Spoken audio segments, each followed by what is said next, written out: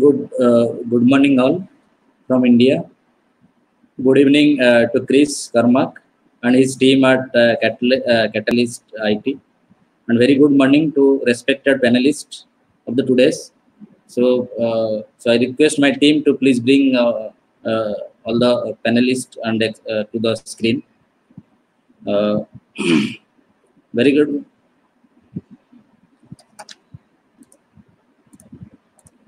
So today's webinar is on Koha. So it is all, and we have participants from all over the India and abroad. So we are happy to inform you that for this program we have more than 1805 registrations, out of which 1818 people registered. 63% are library information professional, 21% are students, and 26% people are using Koha, and 74 people are interested to use Koha. So all are interested to use this Koha. More than 50 people from outside the India, they have registered from like Sri Lanka, Philippines, Qatar, Zambia, Nigeria, UAE, New Zealand, and European countries like that. So another important statistics I just want to give that. So major registrations are from the state that is Maharashtra, followed by West Bengal, UP, Tamil Nadu, Odisha, and other states. But I want to say that we have participation from all over the India and also in the world. So with this, I just want to invite our speakers, Mr. Chris Cormack from New Zealand. Good morning from India, and good afternoon to you. Good evening to you. I will also invite our guest, Dr. H. Anil Kumar, for his introduction. Good morning, sir. Good morning. Your mic is off. Sir, your audio is off. Very good morning to all of you. I invite Prof.Parthasarathi Mukhopadhyay. Hello. Kalyani University. I invite Mr. Amit Gupta. Hi, good morning. And Saiful Amin, Dr. Saiful Amin. Hello, good morning everybody. And Mr. Bimal Kumar will join with us later. So thank you very much all the guests for joining with us. Let us say about the Koha. Koha means it is in Maori language, it is a gift or a donation. So basically it is a very nice gift, sweet gift, you can say it, for all of us, to all the library professionals.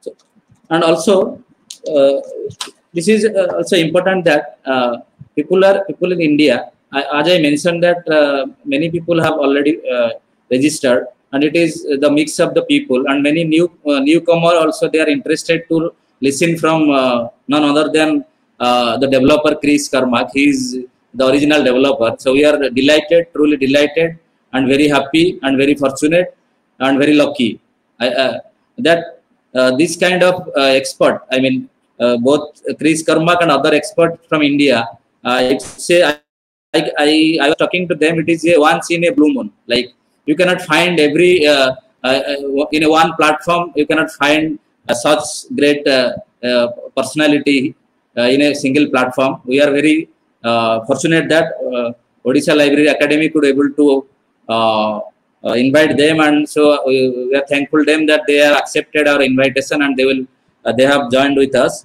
And I hope that this program will be a great success. And another thing I just want to know that want to say that there is in India, like I was just discussing that when I was a student that time, I have seen that serious ISS was a craze among the library professional. Or everybody was talking about serious ISS during late 90 or like that. So the similar situation is here now, the Koha.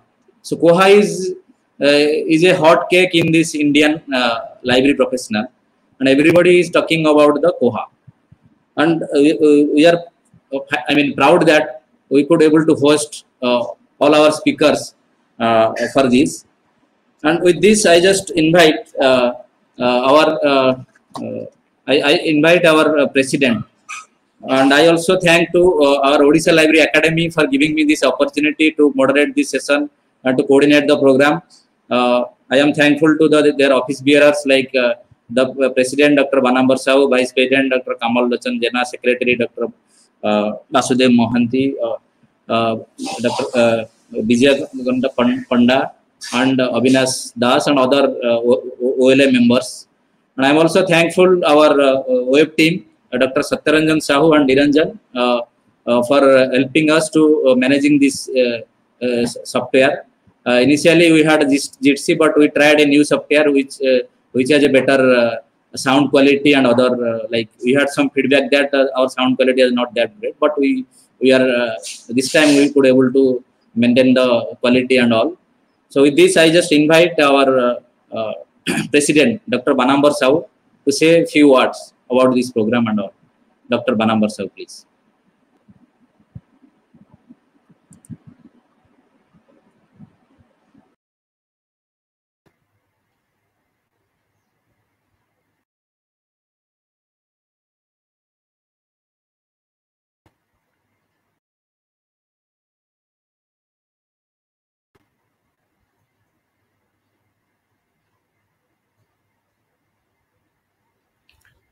Hello.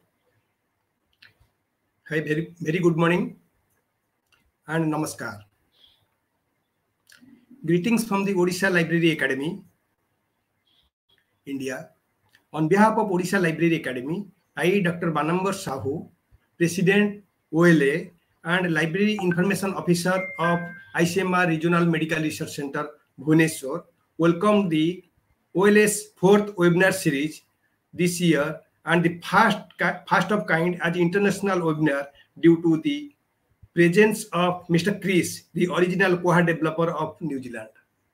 This is a very good opportunity for Odisha Library Academy.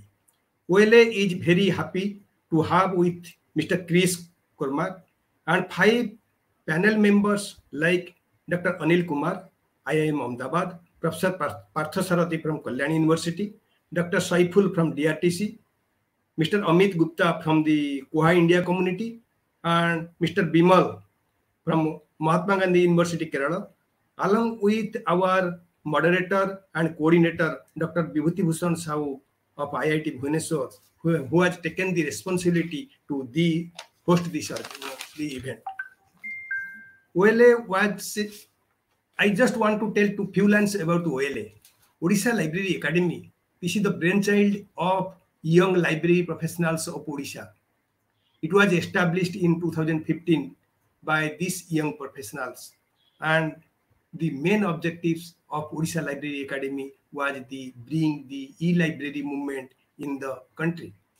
During the 5-year period, OLA have organized a lot of events for professional developmental program for library and information science professionals.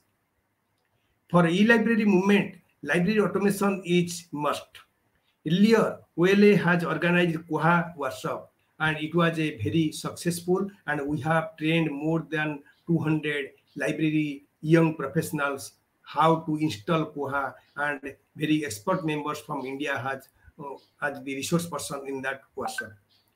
You will be happy to know that open source software Koha is most preferred software, like Dr. Vibhuti was telling at the time of CDS ISIS. Now it is the time of Koha. Like it is the hot cake in this era, young generation of LIS professionals, and this software is highly accepted in India. And it is our role, Odisha Library's role, how to promote this Koha to bring the e-library movement in the country. OLA's purpose is to popularize Koha in order to bring the library automation in open source software.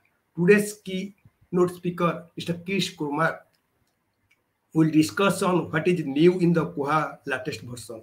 Our veteran panel members will also discuss on Koha on these issues. Finally, OLA will be happy to accept any responsibility given by the Koha community and the panel members to popularize the Koha in specific and open source software in general for the development program of the LIS and library automation system in India. With this, I request Dr. Vibhuti Bhushan Sahu, the coordinator of this program, and to start the program from Mr. Chris. Thank you very much. Jai Hind.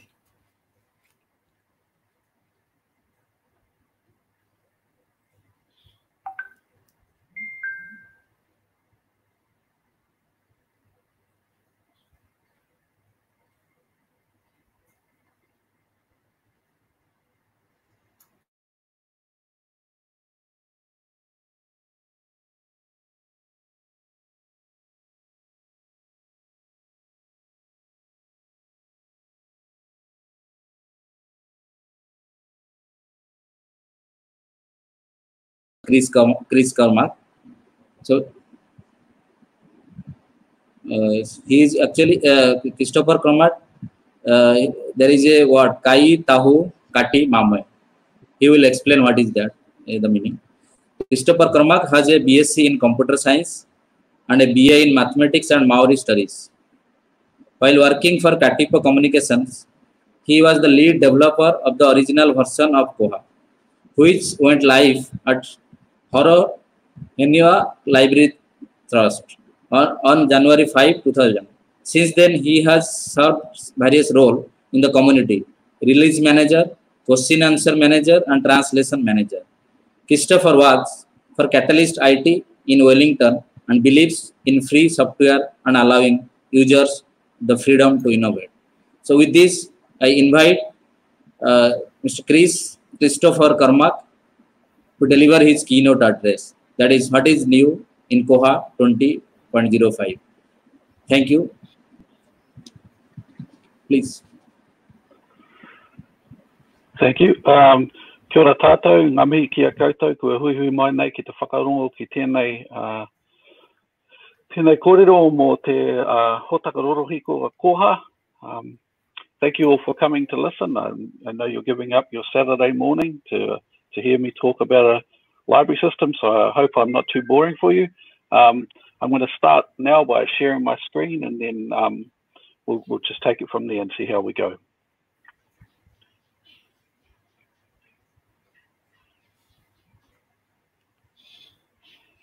There we go. Oh, no, not that one. Try again. This is what always happens when you're doing live stuff. You share the wrong screen. Where are we?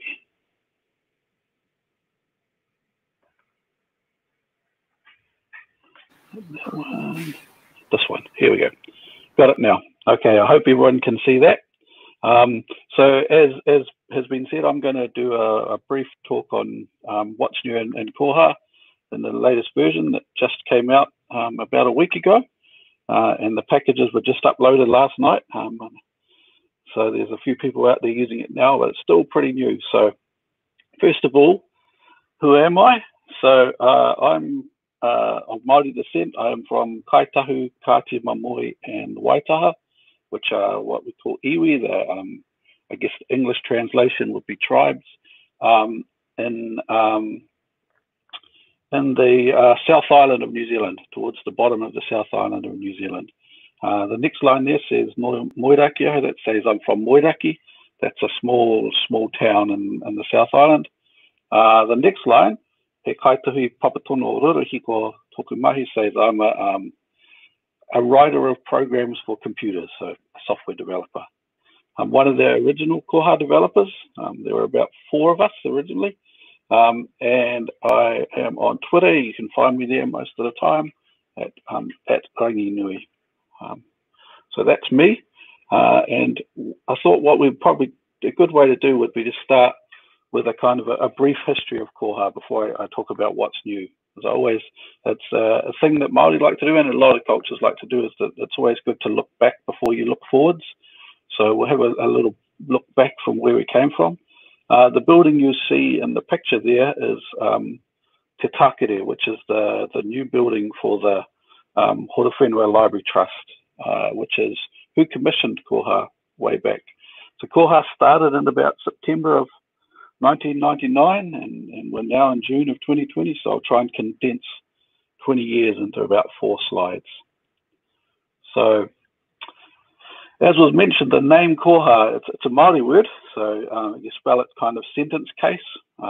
Not usually, it's not an acronym, so we don't usually spell it all uppercase, but it's a word that carries a lot of meaning in Māori, and this is kind of the dictionary definition. But the main thing is that it's a gift or a donation, but it comes kind of with strings attached. There's an idea that you're giving something and you'll get something in return, which I think is a really, it's kind of how open source works. The idea that you get some program and you may fix a bug, or you might contribute some documentation, and so the whole project grows because everyone shares.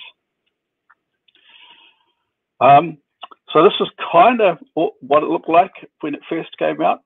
This is the circulation interface. It was running on TK in a graphic window. I think it was GNOME or KDE back then. So this is, we actually went, the first time we went live was the 3rd of January. The 5th of January was when the library opened. But so it was the first time that the public started using it, but the librarian started on the 3rd.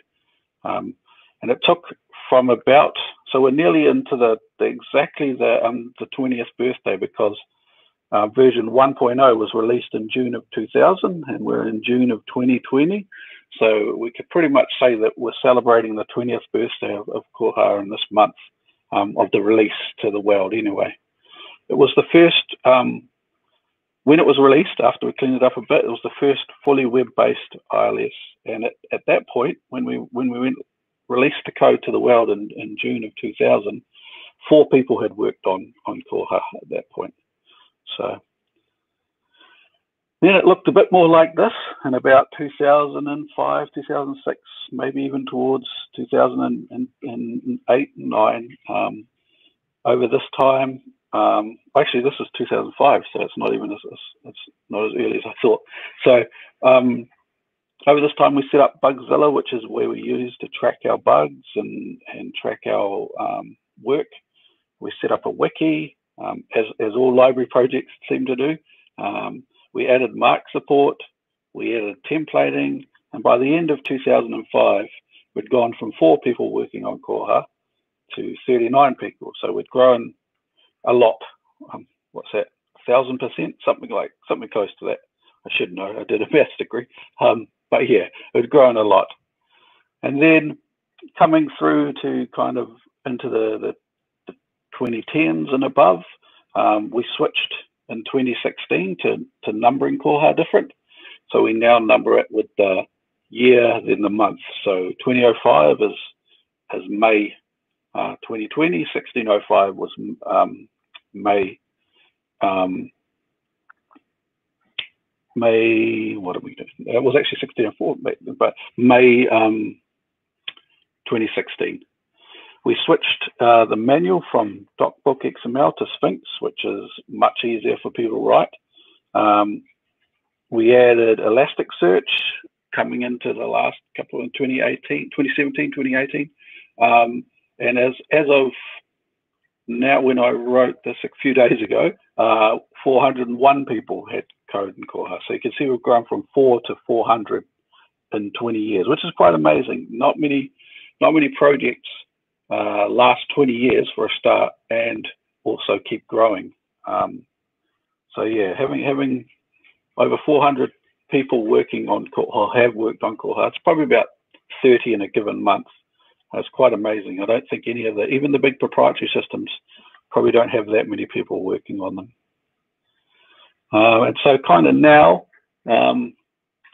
the kind of estimate of about how many libraries around the world using Koha is somewhere around 15,000. Marshall Breeden says that it's often, he says that it's quite likely that Koha is the most implemented ILS in the world. So it's quite amazing if you think of starting in a small town in New Zealand. New Zealand has a population of We just hit 5 million recently. The town that it was started in has a population of 20,000, but now 15,000 libraries around the world, including places like the whole of Turkey, and I know there's hundreds in India using Koha. It always is quite humbling and quite amazing every time I think about it. So that's kind of the really short history. So I'm going to skip now to kind of what I was planning to talk about, which is Koha. So Koha 20.05. So in this release, there were 13 major new features. I'm not going to cover all 13 of those. I've picked out some that I think are really good. This is Te Tākiri again. This is their Koha, a picture from their actual Koha, from the Hora Whenua Library. You started it. It's a lovely library. It's if you ever get a chance to come to New Zealand, I'm happy to drive you up there and show you around. It's a beautiful place. So I'll go through some of the features I think are really neat, and then we'll go through some of the enhancements after that. So one of the ones that is really timely, this was added in a real hurry when the coronavirus, when COVID-19 started becoming the huge problem that it still is. Libraries needed a way to extend the due dates really fast because lots of libraries were closed, physically closed. You know, people couldn't return their books. The last thing you want to be doing is sending people overdue notices and fines when they can't return their books because the library's closed. You don't want them coming to the library. It's unsafe. I don't know if it's the same in India, but in New Zealand, the population of the people who use public libraries are generally pretty elderly, and they're the ones that the COVID is such a danger for. And so you really didn't want them thinking they had to return a book when they didn't. So PTFS Europe, BibLibra, and Bywater Solutions worked on this feature, and within about 2 days, they had this feature. It's in 20.05, and we backported it into 19.11 as well. It allows you to, as a library, change all of the due dates. So if your library had to be closed, you can shift them all out 3 or 4 weeks. No one gets fines, no one gets angry, no one thinks they have to return books. It keeps people safer. And then they can, it meant the library didn't have to get in touch with us or get a sysadmin to go in the database and change all these things for them. So that was one of the features that I thought was really neat, and it's got a good story of cooperation. So you had an American company, a French company, and a company from the UK all combine and work on it really fast. So the next one that I thought might be interesting, another feature is bug. I've put on all of these the bug number. So if you go to Bugzilla, bugs.koha-community.org, type in that number and you'll be able to find and read a lot more about this. But this one enables a point of sale machine, so an FPOS machine as we'd call it here, but allows you to actually have point of sales machines in your library and to do sales and electronic sales and those kind of things through Koha without having to use an external financial system. So you basically, I think I've kind of taken some screenshots to step through it. You set up a cash register, so you set up places where you are handling money. I've just called this one front desk, but you could call it whatever you like. You can just say if it has an initial, like if it has money in that when you start. Once you've set up your cash registers, you can then make payments and right at the point of sale. So say your library was selling, well, in this case, I've pretended it's a public library and they're selling some DVDs, but it could be anything. It could be photocopying, it could be whatever. People can make a payment through Koha, it gets reconciled, and it gets put into the cash desk, into the cash there, and then at the end of the day, you can do a reconciliation and see how much money you should have collected and all those kind of things, just like you would at any point of sale. So I think that might be quite interesting for people. That was another one that came from Europe. This is one that Catalyst worked on. Alicia Amor here, one of the intermediate developers at Catalyst IT, did a lot of work on this. And this allows your users, your library users, to report problems in the OPAC. So say they couldn't find something, or the library system crashed, or they couldn't log in, or whatever problem they may be having, they can go through and they can report a problem right then and there. They don't have to call you, they don't have to email. And when you are on the staff side, you'll see there's now a little, you'll see, I don't know if you can't see my mouse, or maybe you can see my mouse. If you can see my mouse, I'm pointing to the OPAC problem reports pending. You'll see that there's a report. When there's a librarian, you can see that someone's reported a problem. You can go and have a look, and it'll tell you, here's the problem, who it's sent to, and who reported the problem. You can mark it view, you can mark it closed, those kind of things. So it allows you to be more responsive to your users, so they don't have to feel like no one's listening to them. They can report a problem and you can answer it then and there. The next one, well, those were the three features I kind of picked out. As I said, there were 13. I didn't go through them all. There are, I think, 6 of them were to do with suggestions. So if you've got a library that uses the module for doing purchase suggestions a lot, I encourage you to go and have a look at the release notes and have a look at those other ones. So apart from the 13 new features, there were 275 enhancements. So these are where we're expanding a feature. So say you can think of a new feature, might be that point of sale system, and an expansion might be when we've added in another feature to the existing cataloging module. So we haven't done a new cataloging module, we've just enhanced one. So that's kind of the difference. So 275 enhancements. Now bear in mind, this was all developed in a 6-month period. So for me, it's quite amazing to think that 13 major features and 275 enhancements to existing features were developed in 6 months, that went through the QA process, were tested and released. And I think that is a testament to the strength of open source. I don't think you could get that. The amount that you would have to pay, I think that's close to 4,000 or 5,000 person hours worth of work there. And the amount that you'd have to pay for that is amazing. So I think that that's a real something that's really beautiful about Koha. So I'm going to go through some of the enhancements that I've picked out now as well. So this is one that came with the GDPR. I don't know if you're all familiar with that, but I'll just briefly explain what it is.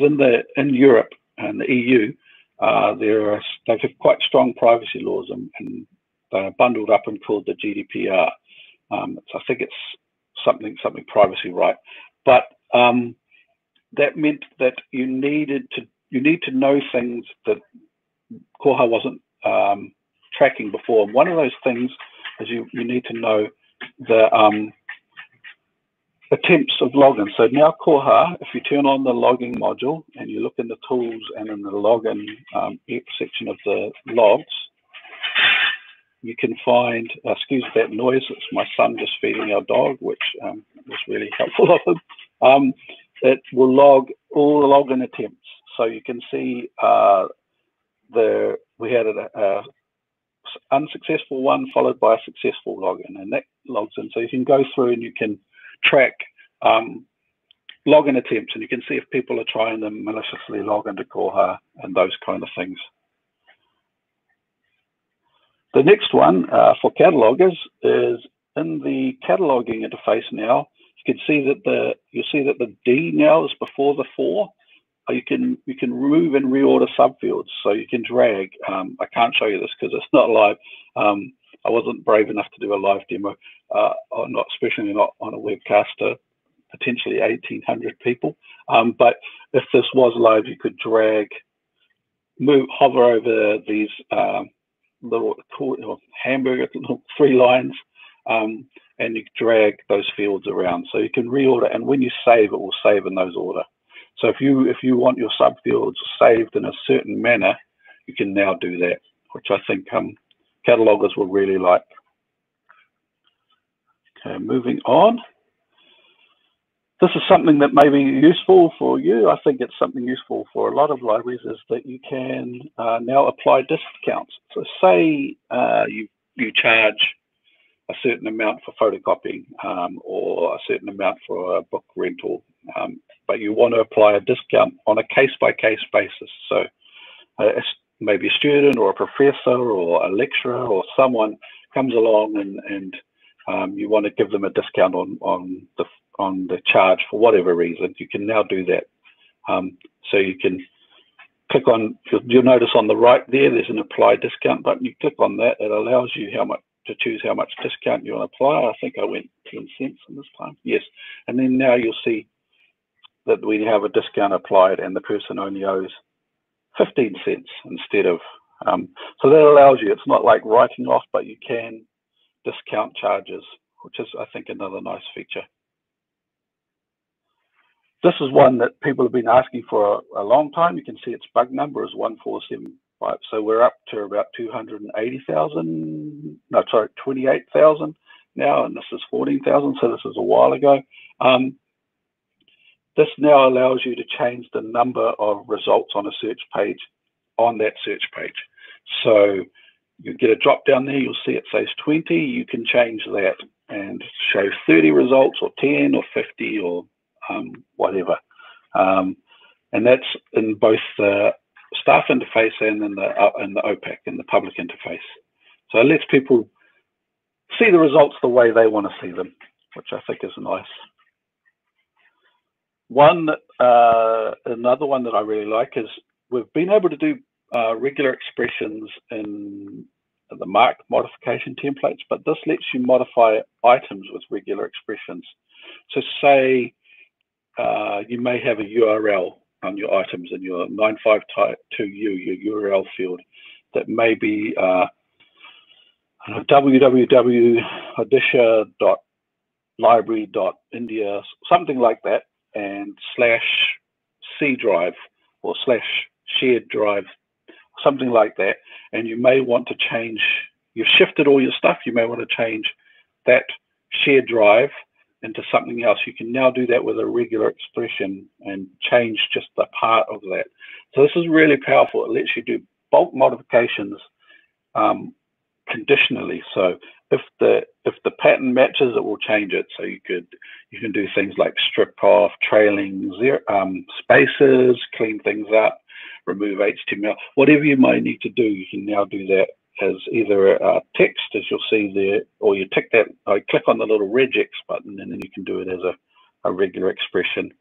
It makes it a powerful, very powerful tool for librarians to do bulk modifications of their holding records without needing to talk to a sysadmin or someone. Excuse me. And purchase suggestions are a powerful feature of Koha, and I think this is a very good enhancement to them, because often you'll know this, that people suggest things that the library already has. That happens a lot. So now when you're typing in, it is searching Koha in the background. And so I typed in fishes, and it told me that there's a document called Encyclopedia of Fishes. Is that what I mean? Like, that already exists. Do I really want to make a suggestion? So this will stop, hopefully. One, it'll help people find things that they couldn't find before, that they put a suggestion in for and find out, oh, it's actually in there already. And two, it will stop suggestions of things that already exist. So it saves the librarians time to have to go through and wade through suggestions for things they already own. We're getting towards the end of my talk here. I didn't want to talk too long because I wanted to leave time for questions and stuff, and I didn't want to go through 275, but this is another one I think would be good for India. You'll notice there that it says the language now, language English. That is using the 041A field, I think. It's certainly the 041 field. I can't remember which subfield it is. It now shows in the OPAC and in the staff client the language that the material is in. So it makes it easier for your users to find things in Hindi or whatever language they may want to search in, and it makes it easier for them to know that before they go and take it out and realize it's not what they actually wanted. Excuse me for a second. Okay, that's that one.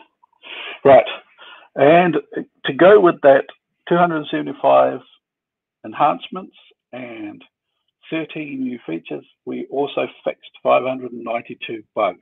And some of these fixes actually came, I think there's 2 or 3 from Ahmed. So some came from India and here. There are some security fixes. But this is where a lot of work goes into as well, because as I mentioned before, we have around 15,000, maybe more libraries using Koha. It's really important that we make it stable and fix things as soon as the problems are noticed. So we don't. I think fixing is even more important perhaps than new features. Certainly for me, I'd rather not break things. So I'm not going to step you through those. They're all they're not that interesting unless they're a bug that you've encountered. But the release notes are at the Koha-community.org website, and I encourage people who are interested to go through and read those for themselves. Hopefully they're readable. We note down anyone who's helped, so you'll see some names in there that you may be familiar with, and we note down any libraries that have sponsored any features. So the other thing I wanted to mention, that this year is the 20th birthday of Koha. Every 10 years we have the Koha Conference in New Zealand. Sadly, coronavirus has made it not what we'd like it to be this year, but we are going to go ahead and we're going to run it as a hybrid online and in person. So we'll probably have New Zealanders who are, we're pretty lucky we've managed to shut down corona pretty well. We've got 1 active case left in the country. So we're hopefully, fingers crossed, cross everything, we'll be okay for New Zealanders to attend the conference. But I suspect that the borders won't be open by October. However, we will do online and in person. So some people will be presenting online like I'm doing now, and we'll be doing the similar thing. Actually, I was really interested in the technology that's being used for this, because we have to do something the same for KohaCon. We'll be streaming it live on YouTube, and we'll try and stream everything. So the big part of KohaCon are some of the social events and the tours and stuff. So if we go ahead and do the tours, we'll be trying to stream those live as well. So I encourage you to register and come along virtually, if not in person. Thank you for listening to me.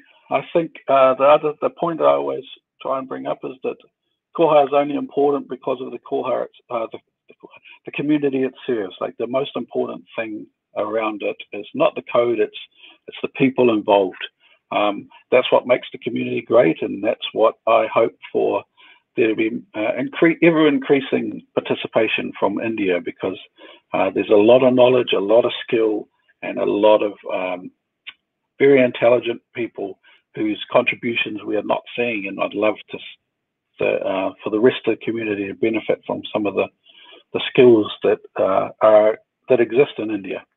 So that's kind of all my contact details. I'm always ready to hear from people.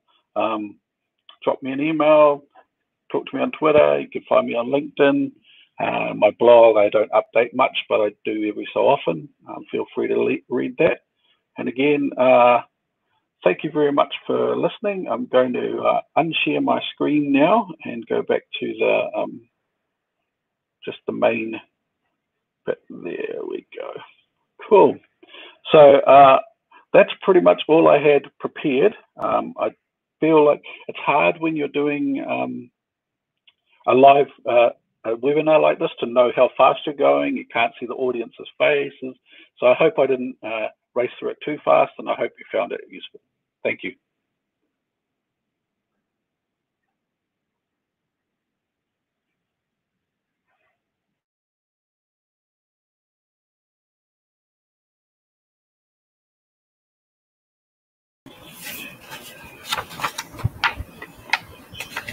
I mean, the version Koha 20.05 just released. So yeah, I think this is the fast platform I think you are sharing, I believe. So with this, there are some questions. Actually, what happened? We before starting this program, we have a registration. So under this registration, we asked some questions. So I thought I will just just read out some of the questions, so you will able to answer these questions. Will Koha also be available in Windows operating system? This is one of the questions. Not by the core team. We have too much to do already. So, but we're happy for if there are. That's where I'm hoping that if there are experts who know Windows and know libraries that can port it. I know people have got it running on Windows. It's much easier to get running on Windows now. Microsoft is much more receptive to open source than they used to be. You can actually run a full shell in Windows and stuff now. So there's no reason they couldn't get it running. That's just not the focus of the main team. It would take someone probably paying someone to do it, I imagine. There is a question here, you can see here, like we got from the chat box. So if you can answer this, so sometimes migrating Koha from one system to another is quite a complex process. What are the best practices for do the same? Okay, so I'm going to assume that this means migrating to Koha. So migrating to Koha from another system. That the thing we always find hardest is getting the data out of the other system. If you can get the data out, we can get it in. So the trick for getting it out is to try and get it out. If you can get it out, then the bibliographic data out is marked. That's excellent. If you can't, the next best thing is CSV, like comma separated text. If you can get it out in some kind of formatted text, then there are tools to convert that to mark, and there are tools to load all those things in. But again, it's the hardest bit is getting it out, and that's often the bit that we can't help you with, because in some of the proprietary systems, we just don't know how it's stored. You need to use their tools to get it out. So I hope that answers the question. There is another question, how Koha is different than VTLS. I don't know whether you'll be able to answer this. Yeah, I think that would be a long question, long answer, I should say. It's the one thing that I'll talk about is the difference is, again, that it's an open source project that is developed by people all around the world. Almost every feature in Koha has come from a librarian asking for it. We don't build things so that we try and sell them, and I think that's the main difference between us and some of the proprietary systems is they've got to build a feature with the idea that they'll sell it to a library. We build a feature because the library asked for it. So I suspect that we feature for feature, it's probably quite similar. I suspect nowadays Koha does more. VTLS isn't really under active development as much anymore. There is a question like voice cataloging. Is there any option for voice cataloging? For voice cataloging? Yes, somebody has mentioned that. Like if you type, say something, it will type. I think it can be done. Oh, okay. I think. Not inside Koha, but because Koha just runs inside a web browser, if you have any kind of voice-to-text recognition that works with your web browser, then you should be able to use that with Koha, but it's not necessarily built directly into Koha itself. There is another thing, like people are talking about Koha mobile apps. So yes, we did have a mobile app for a while. It was called Kirataki Koha. I think you probably can even still find it in the Android store. What we found though is that people don't really want a Koha app; they want their library app. So what we're thinking at Catalyst to try and build is to build, I guess, a skeleton of an app that you can take and then make it work for your library. Because you don't want to say, give it to your users, your students or your public, and then say, now go to this, put in this URL, type in this, make it work for your library. You want that all configured for them. So we're working on trying to make it so that you can build your own app for your library on top of Koha, like maybe just click, click, click, publish, that's what we're working on now. Another question you can see here, I mean the screen. Yes, what is the community's thinking about development of NCIP in Koha ILS? So there is INSIP it's a separate project. It's called Open INSIP, and it works with Koha. There is a Koha INSIP piece of code on GitHub, I think it is. I know in Massachusetts they're using it. The thing that stopped us doing more work on it is that not that many people were using it. So the most people, all of the self-check machines were still using SIP2 and SIP3. INSIP was only really being used by ILL. So again, though, if someone asks for it, it's there. It just needs someone to tidy it up a bit and bring it into Koha proper. Another question you can see over the screen. Does duplicate search during suggestion only checks previous suggestion or both suggestion and holdings? It searches the holdings. So I don't know if it searches previous suggestions. It should. I'll check that. But it certainly searches what's in the Koha and Koha itself. So it stops people suggesting what the library already has in theory. There are some other questions like how to integrate ERM. Basically, we are talking about ERM systems. ERM. I know that Coral we are doing. I mean, somehow it has been integrated to the system, but some people are getting difficulty to do that. So one of our senior librarian from IIT Gandhinagar, so Dr. Kumar has sent a message asking about these questions like ERM regarding the integrating the ERMs to the system, Koha system. So there's been a new release of Coral. It's a bit nicer now with Coral 3, but the integration is not very tight. So the main integration is just around acquisitions. So it just allows you to, when you're putting something in an order in Koha, it can push through to Coral, and then you fill out the rest of the stuff there. The problem with Coral is that it doesn't do a huge amount. It's good for tracking all your electronic resources and your licenses for them, but it doesn't actually do the ordering or negotiating or negotiating contracts or anything like that. So I know that BibLibre, who are a French Koha company, do a lot of work on Coral, and they're trying to make it be a bit more tightly integrated and allow things like purchase suggestions to work and all those other features that you have in Koha. But at the moment, no, the integration is purely around acquisitions. It allows you to order something in Koha and have that show up in Coral. Yeah, thank you. Another question, Dr. Kunur. What are the steps taken to address vulnerability threat like SQL injection, etc.? Yeah, you can see this. We constantly are being audited by all sorts of organizations, and I know that certain Indian organizations audit as well. And we don't SQL. We haven't had an SQL injection bug in quite a long time because we use a abstraction layer between us and the database. We don't put raw SQL in.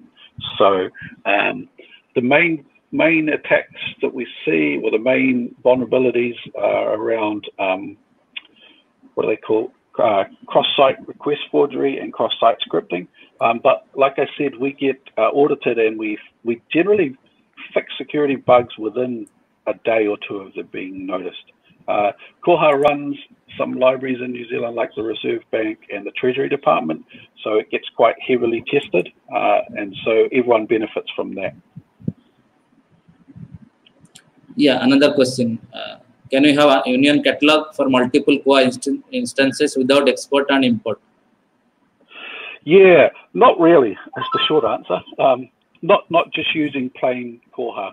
The best way to do it, I think, is using something like BUFind. And there are other people in this group of experts on your screen now who can answer that better than me, because they've talked about it in library technology conclaves, and they've got them working in production, and they're doing a really good job. But I would say use a discovery layer like BUFind in front of your Koha to allow you to do that unique catalog. Yeah, another question has come. Is there any AI application in Koha for live by Koha? What do you know what the live by Koha means? Koha. That is, the question that somebody has asked this question. I'm just typing. I don't know. No. Yeah, you can ask about the AI. We have for library. I mean library by Koha. Okay. Okay. AI application for library. Right. We started there's a university in New Zealand that has a data science project, and they're really interested in using Koha as a tool for their students to learn about building recommendation algorithms and trying to build better recommendation algorithms than the current ones that are around, like the Amazon way of people who bought this also bought this.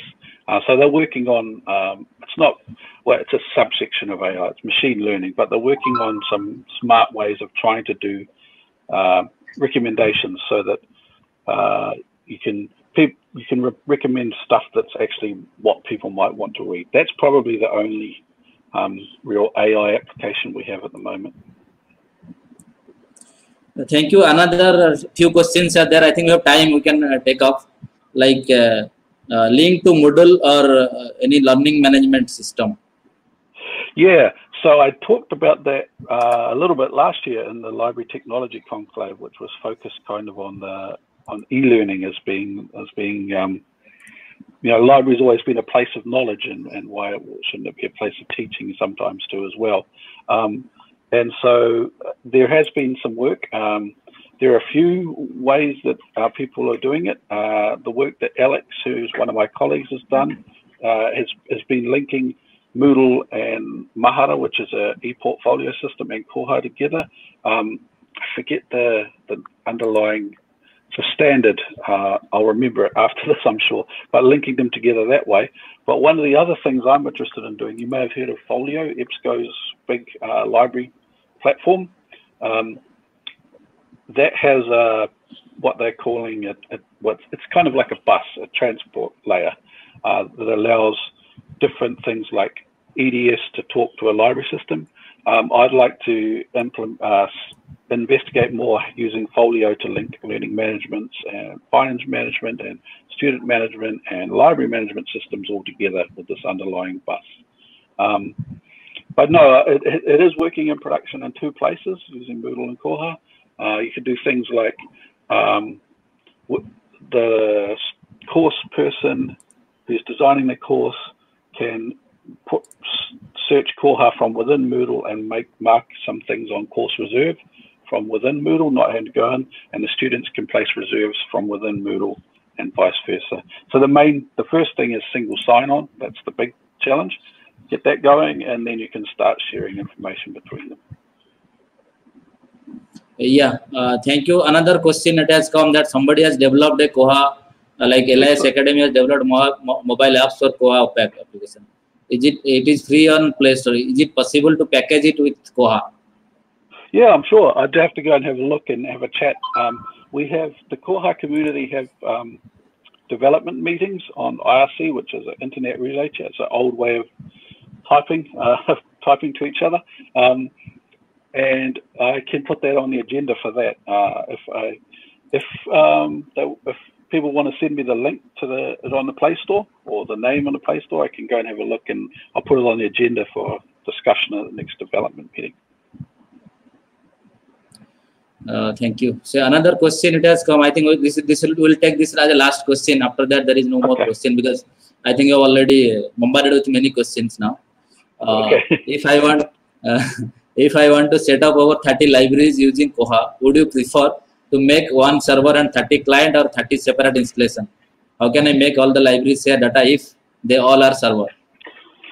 So that you kind of answered your own question there. That last question answers that. So if you want them to share data, you're better to do one server with 30 instances on it, because then it's much easier for them to share, or one instance with 30 branches.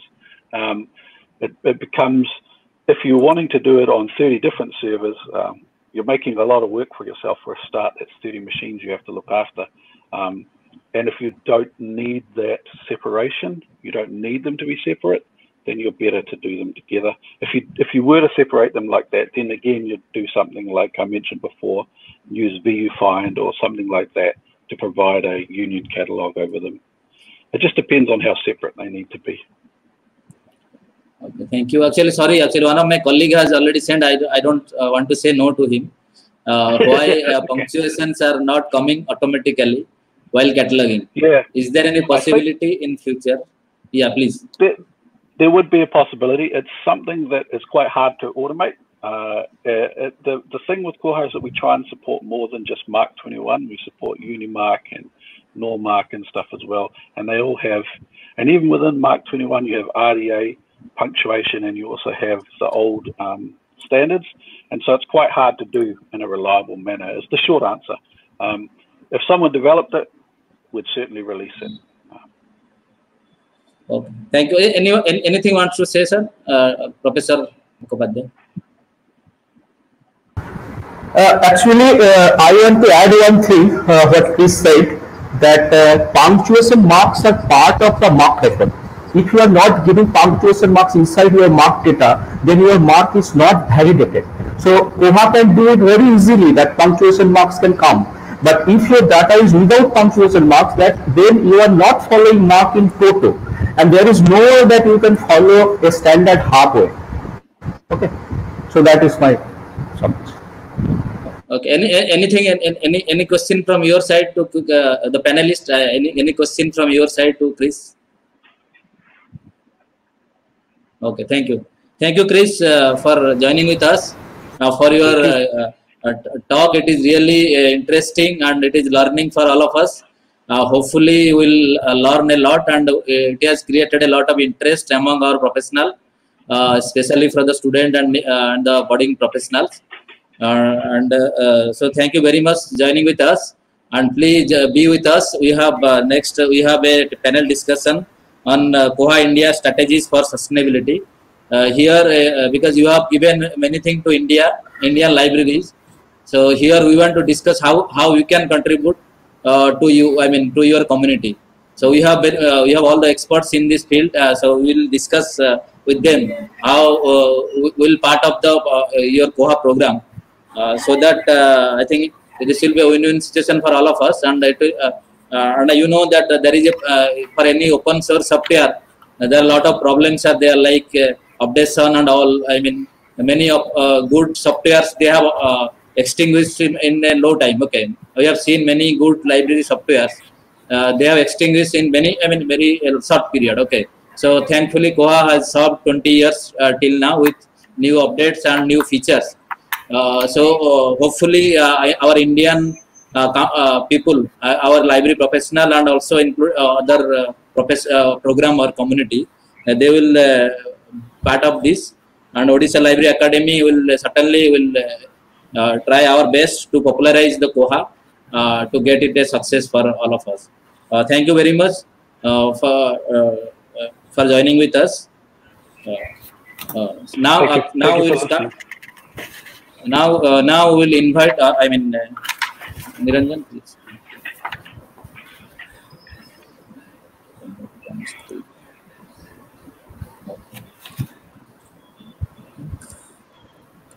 Okay. Good morning, all of you. With me, we have a galaxy of experts. Our panel member, I just want to introduce. Today, actually, I have joined very distinguished panel of speaker who has been achiever in the Koha. So they are truly achiever in the Koha. I have the proud privilege to welcome them.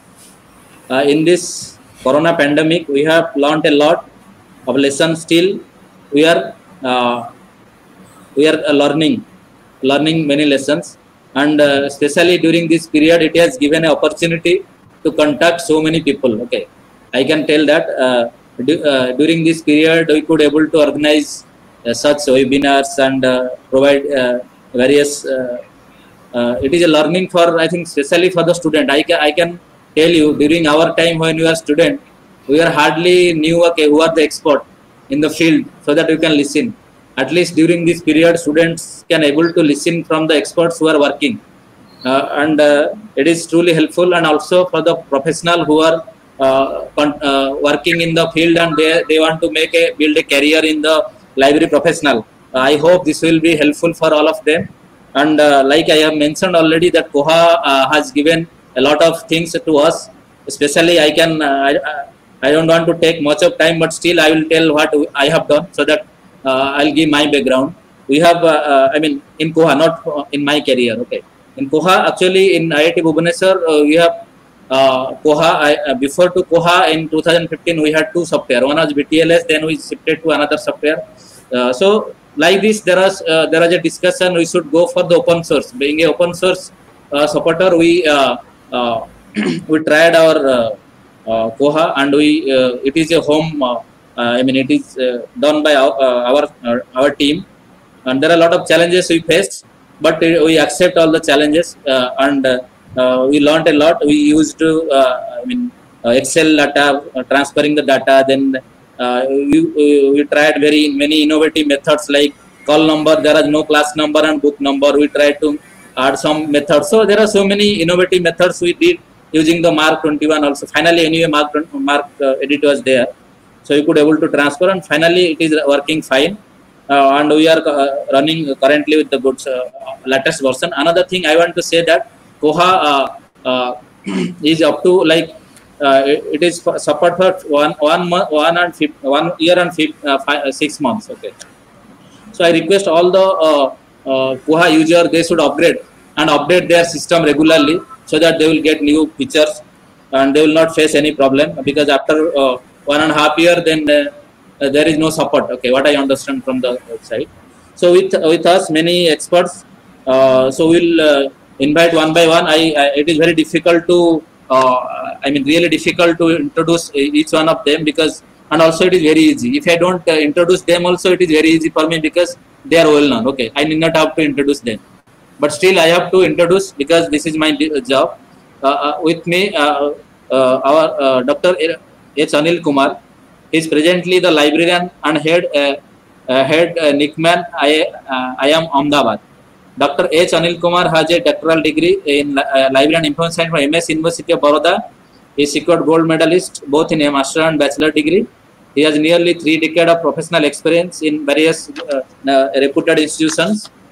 He is the founding team member of International Center for Technology Entrepreneurship, Ahmedabad, and is mentoring a few technology startups. And he has been awarded many awards like RSC, Librarian's Choice Award, Lifetime Achievement, for RSC Appreciation Award, so many awards. Then he is a member of many societies like Asia Pacific Business School Librarians Group, member of Association of Information Science and Technology USA, life member of ILA, so like this. Then his area of the interest are emerging technology and management trend in the librarianship. Thank you, sir, for joining with us. We are really thankful to you for giving us the time and opportunity to talk to you and our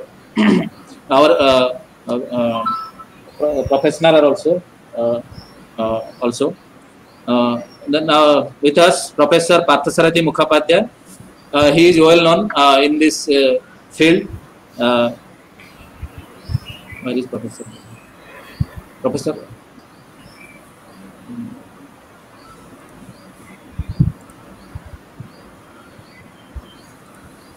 Okay. May I request Professor? Okay.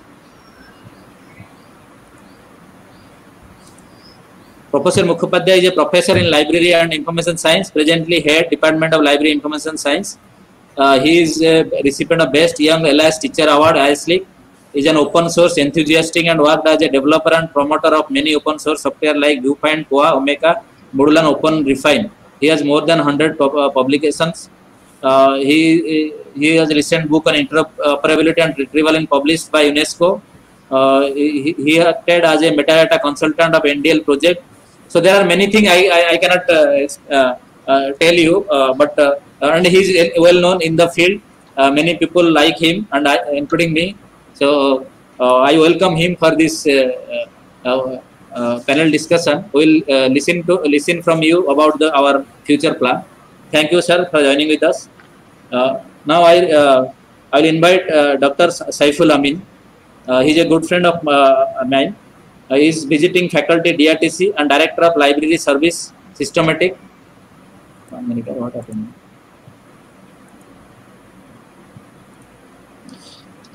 Consulting System, Bangalore.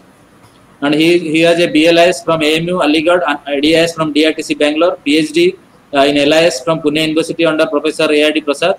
More than 20-year experience in the field. Currently Director, Semantic Consultant, and visiting faculty. He worked in EduTech for some time, worked in Academic Library for 8 years in ISB, provided training and consultancy service to library in India, Singapore, Thailand, Canada, UAE, etc. And successfully implemented ILS in many organizations, including IIT Madras, IIM Bangalore, IIM Indore, DRDO Labs. And he authored one book. And I know him, he is a very good call programmer. Okay. So I hope will get benefit from his experience and his knowledge. Thank you, Dr. Saiful, for joining with us. Thank you. And with us, Mr. Amit Gupta. Amit Gupta is well known, and I think all the Koha people know him. He is a BSc Mathematics, BSc and MCA. He has 10 years of experience in library automation and software development in Perl, PHP, MySQL, Shell script, and he is a Koha release team member. Okay, his identity is he is a Koha release team member for Koha version since 3.20, 16.05, and all till the latest one. He is working in Informatic Publishing Limited as senior technical lead. He has experience with British Council Library, a client like British Council and many other institutions. And he worked with PTFS Europe and works with OSS Lab also, I think, with his experience. So thank you, Amit, joining with us. With me, Mr. Bimal Kumar. He is a well-known in the Koha. And you know that he is working in library profession in the Mahatma Gandhi University, Kottayam, Kerala. He shows interest in observing changes in the scholarly communication, open resource and all. And his Koha Geek blog. Okay, this is a super hit. I can say it is a super hit. Koha Geek blogspot.in, popular among library professionals. He is an advocate of free and open source software. And he has migrated. He has served as a lead PPT manager for Koha. And he has earned a bachelor degree communication English, and he has finished PhD in library information science and MGU. He has written about free software.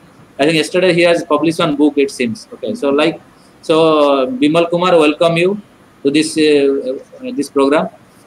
So we have all 5 guests. So I'll request our panel discussion will start. Sir, where is sir? Okay, sir. So our panel discussion will start now with question to Dr. Anil Kumar, sir. Sir, we are thankful that you are here, and your library is a great library, and you have automated Koha. So we just want to know how did you do this, and it was really a challenge for you, because we know that open source, adapting a open source software in a big library, how challenging it. Because I worked in IIT Delhi library for some time. It is really challenging to shift from a software to Koha with a open source software.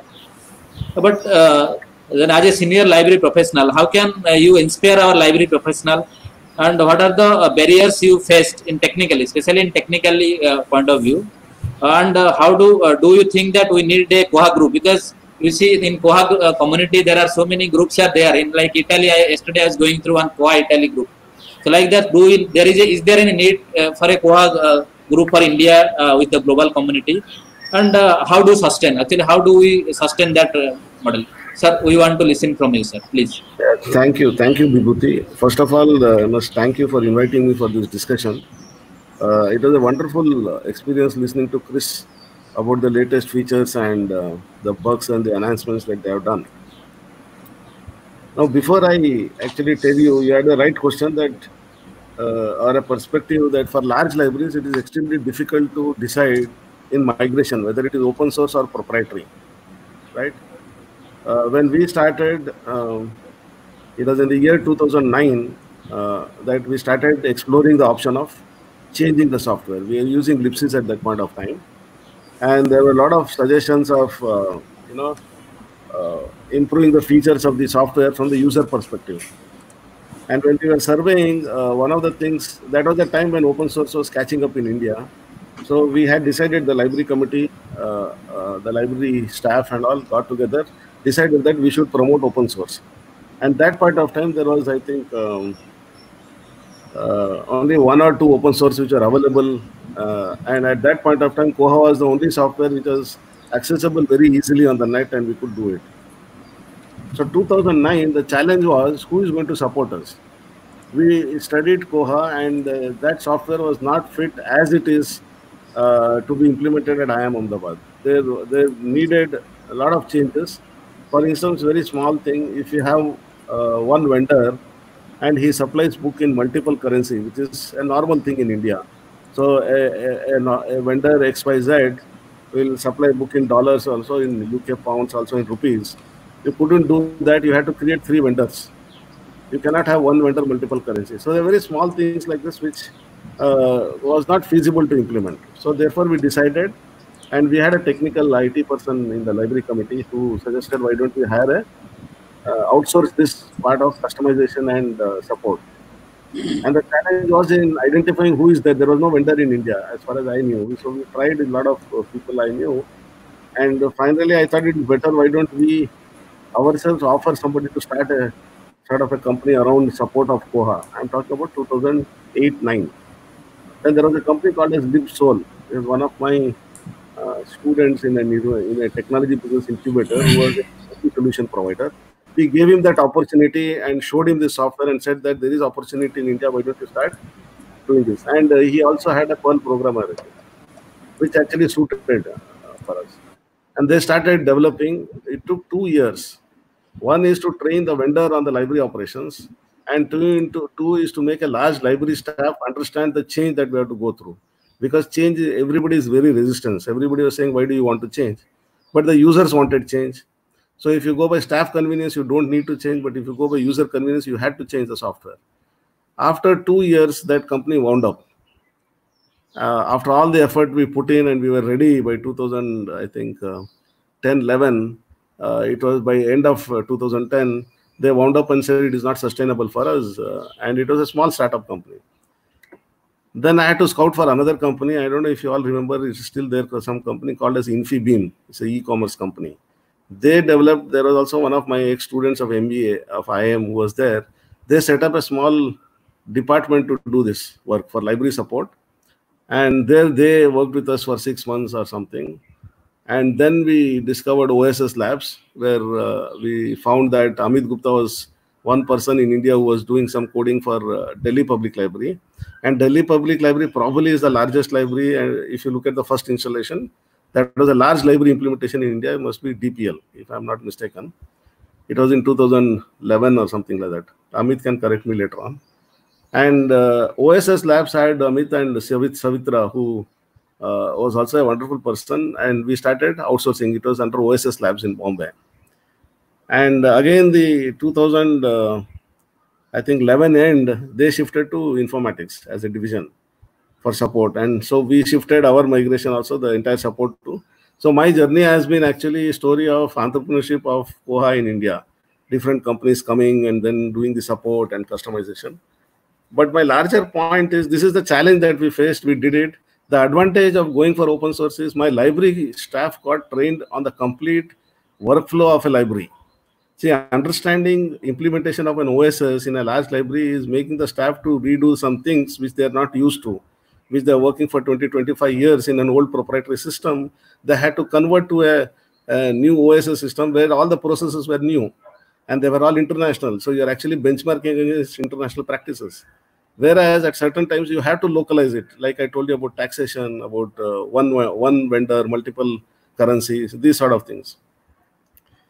Now, at that point of time, or even today, if I look back, there was no better choice than Koha for me at that point of time, 2010, 11, 12. We launched in 2012, I think, if I'm not mistaken. It's around 8-9 years. We are extremely happy. It is stable. The most important factor for us was it should be stable. So we took that 4-5 years to make sure that the system is reliable, it doesn't fall. because ours is a premium institution. If the OPAC doesn't work or if the issue return doesn't work, it would have been a mess for us.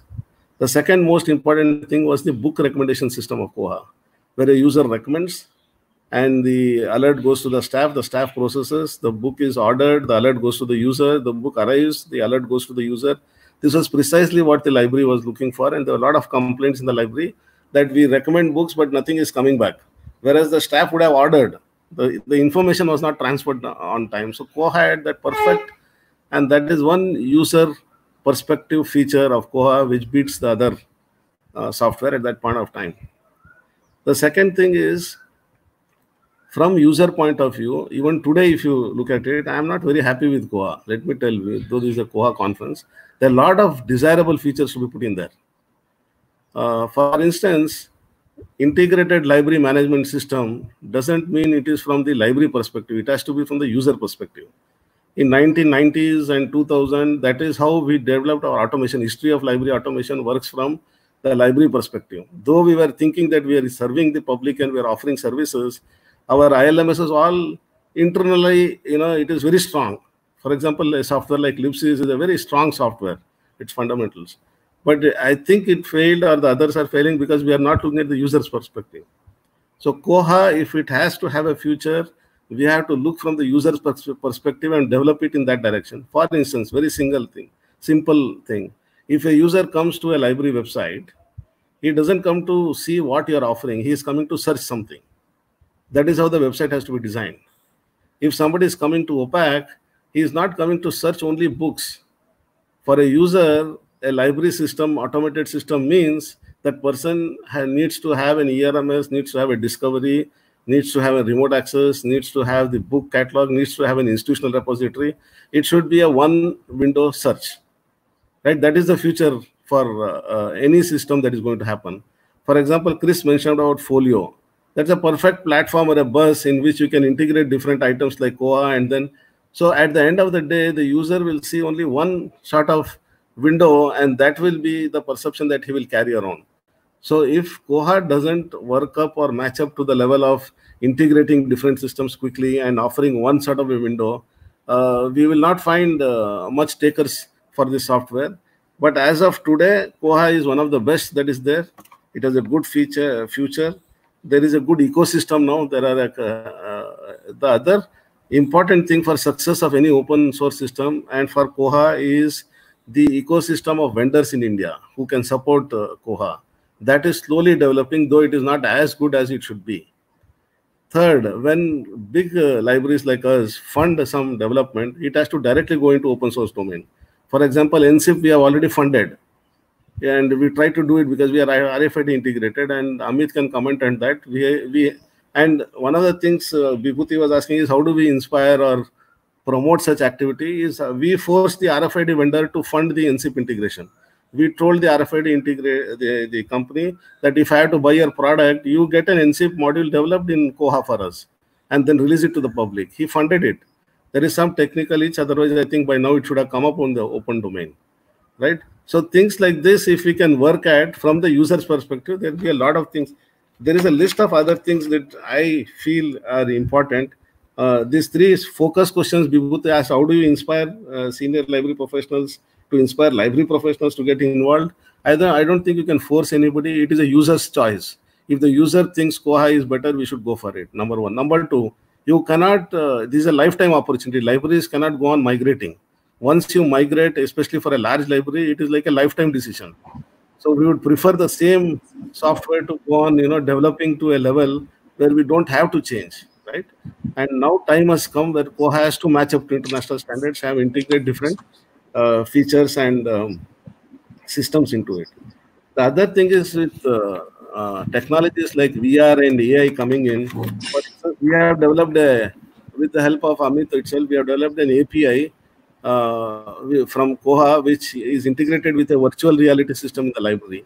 So that VR gear, if you wear, you can actually go and search Koha through a voice command, and it throws up a list of results. And then in that, you can select the book, and you can actually get a sort of the entire text on your VR screen, right? That's an API which has been developed. I think we should go on large libraries should have some sort of an understanding where we go on funding the development of certain modules so that it helps the larger community. That development should not be charged by the vendor again. So it should become free for the other users. This is one way of how large libraries can help, the senior guys can help.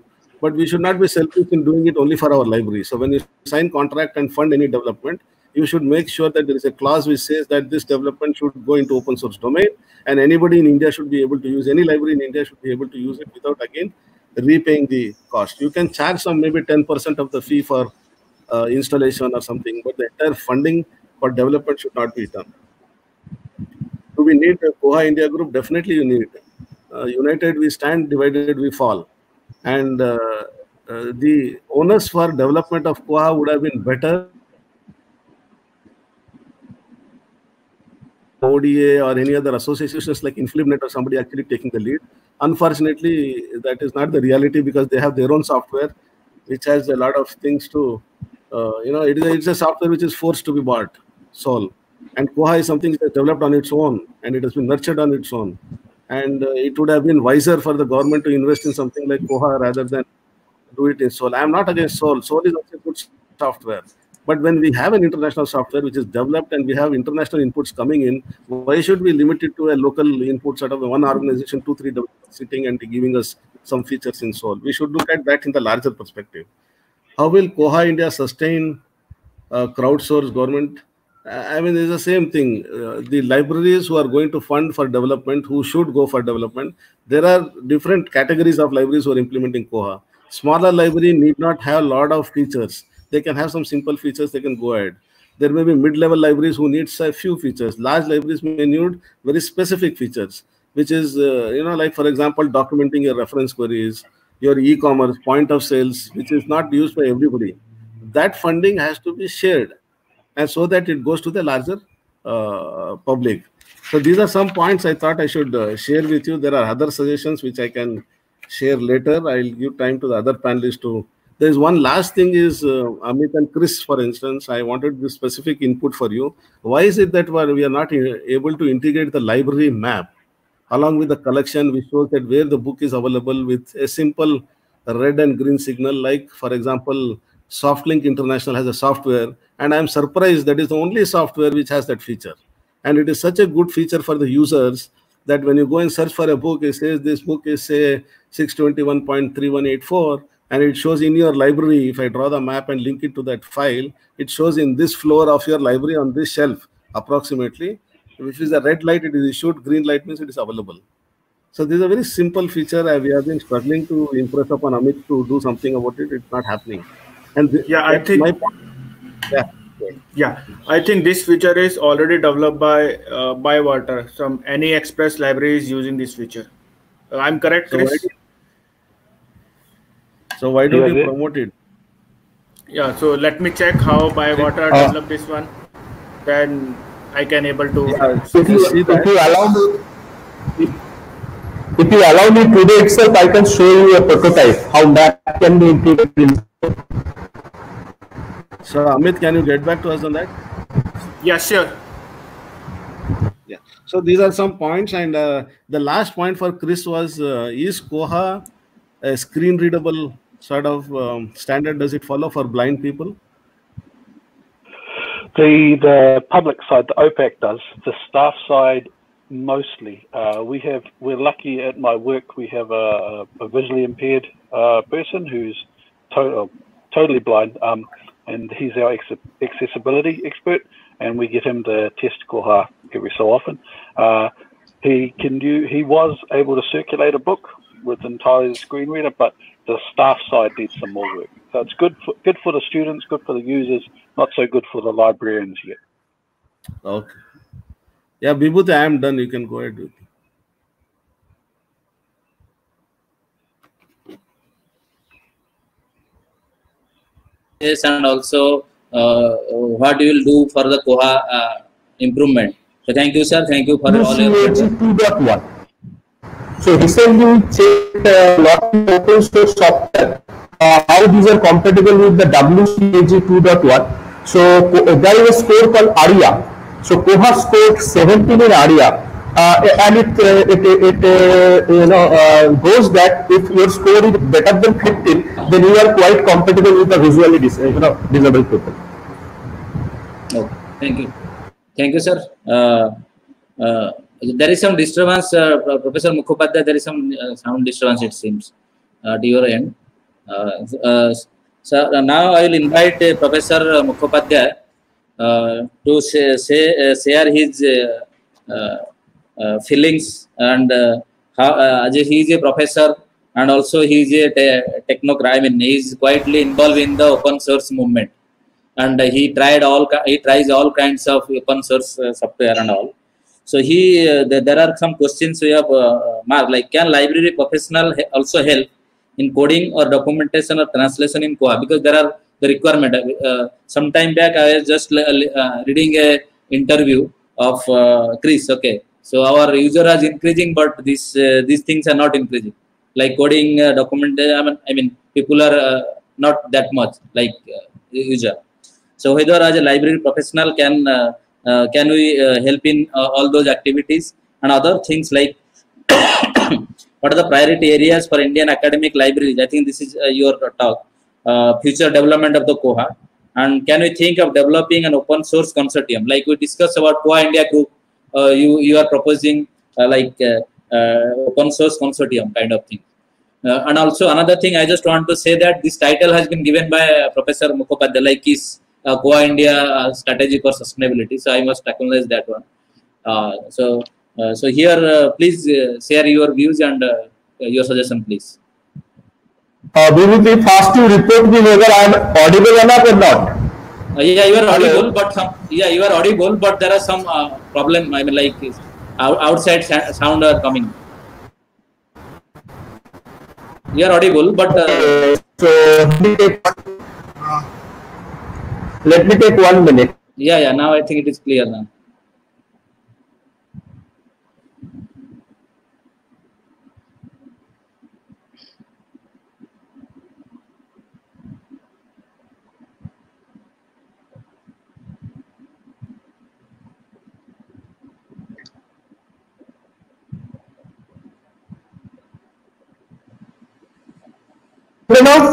Hello. Yeah. Hello. Yes, please. Okay.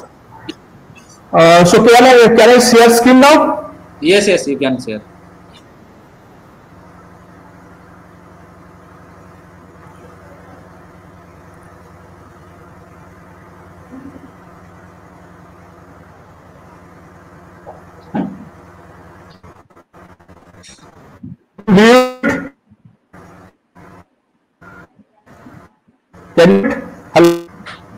Hello. Yeah, please. Hello. Are you getting? Yeah, we are getting, but but still problem. I mean, your sound has problem.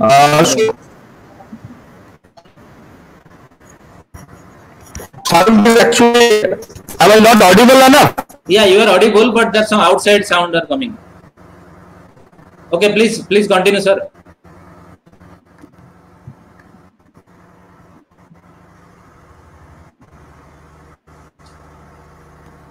Okay. Please, sir. So the question given, the question given by the moderator is something like that. Can a professional also help in coding, documentation, or translation in Koha? So there are 3 parts to this particular question: coding, documentation, or translation. So first I will take documentation. So as far as documentation is concerned, Koha manual is possibly one of the most comprehensive. Sir, hello.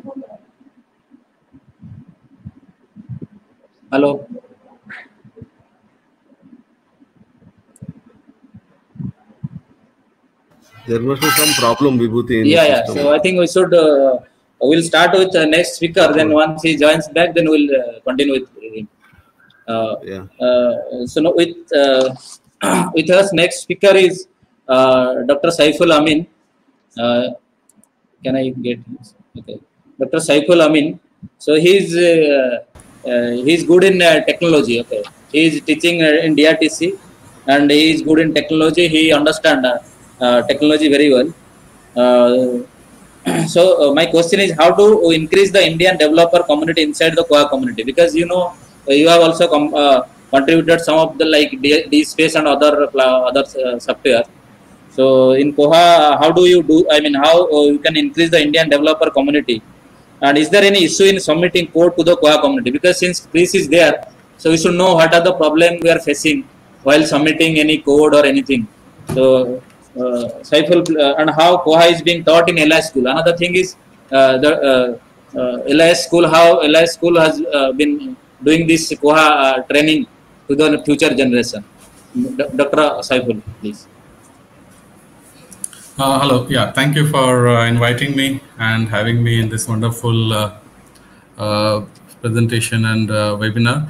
Am I audible to all of you? Yes, clear, no problem. Yeah, very good. So yeah, the two parts of question what you asked for, one is regarding the lack of developers from Indian community. We have a couple of developers. I think not many people are contributing to Koha from India, and that's a fact. But even globally, I think the number of developers has, as I said, grown, as Chris has mentioned, that it has gone from 40 to 400. I think it can go much further. It's an impressive growth. But now the community of developers is far bigger. So one of the reasons I would assume why one of the mechanism it can be increased further is that make it use more modern development workflow like GitHub, PR, etc.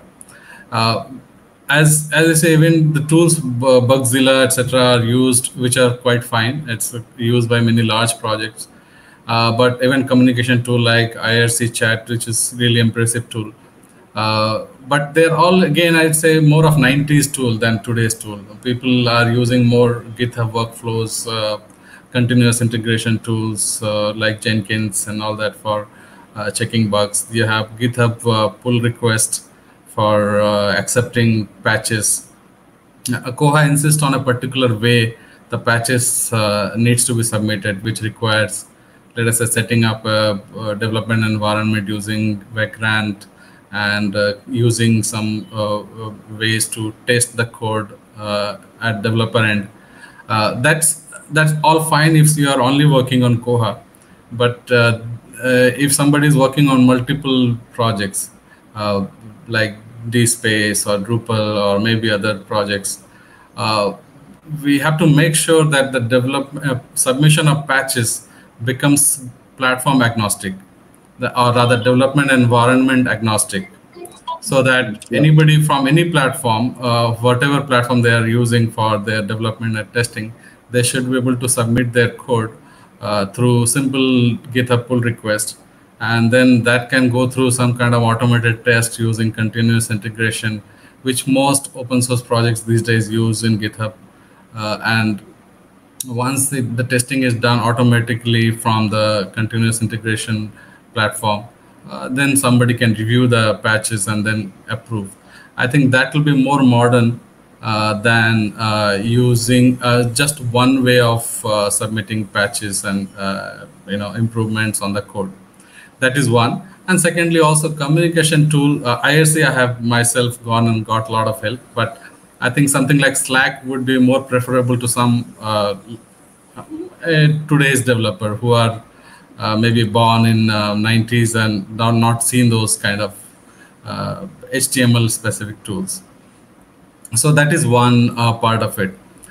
Second, I am not sure how Koha school are teaching,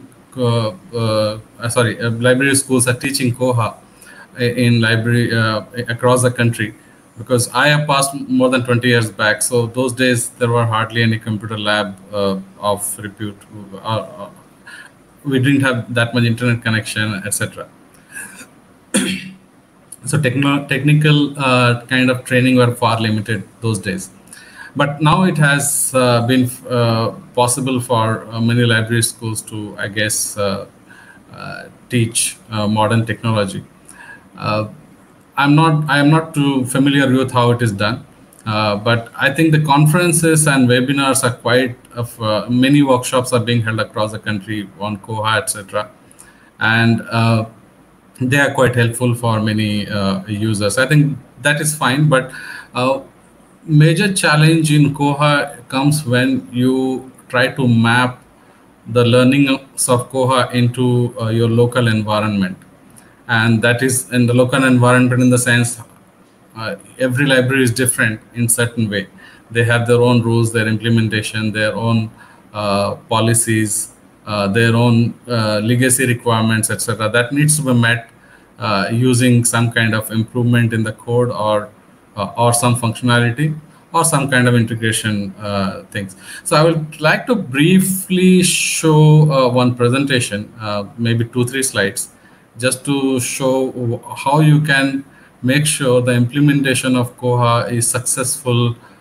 You make sure that Koha is successfully implemented in organization based on the organizations I have implemented over last 15 years or so. What are the key requirements to make sure the successful implementation is successfully used and used across all user groups? So let me share if you can. Let me.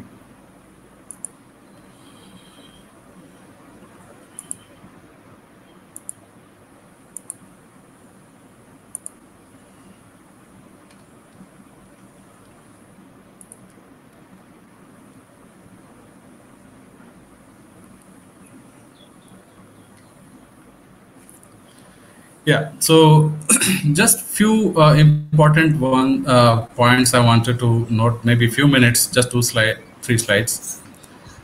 There are many reasons to use Koha. I am not going to dwell upon it, and your reason could be very different. Most common reasons are it has most features you require. It is actively released and in development. It has free of licensing and all that. And it could be some other reasons as well. But underlying reason I feel should be to consider is this, that use it because it is better than all the alternatives you have, not just because it is freely available. Right, so keys to success, I think the most important ingredient for successful deployment of Koha in organization is to ensure there is a proper project management. There is a dedicated project manager assigned who is responsible to manage the resources. Resources could be money, time, per person, manpower, and all that. And project manager doesn't need to be certified as some kind of from software company, etc. Just one person who is responsible to coordinate between different resources. And project managers in a way is very simple. You just break down the whole implementation into specific phases. And those phases would be broken down to individual tasks and with some kind of timeline. And you need to track the progress periodically, maybe daily basis or weekly basis, and create some kind of report what progress has done. That's all to project management. You can go on forever, but I think this is the key to having project management. Second, this is more of the underrated points which I've realized over the years is identifying the power users is a very important phase for implementation. Every library will have some people who are technically much better than some other users. And there is no harm in saying that you are technically inferior. You could be better in functional areas or some user interaction or many other things. But there are some people who are technically superior. They should be given key responsibility on specific areas to focus and get their job done. Staff training, you can't overstate. You require internal or in-house expert or external experts to get the training done. And you should also have some kind of user manual which will be for a specific task. For somebody who's joining very quickly, recently, they can get the, just some brief manual, kind of do's and don'ts, what they need to do.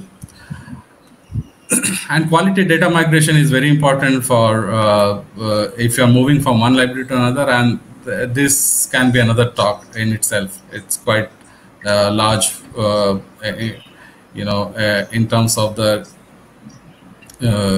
importance.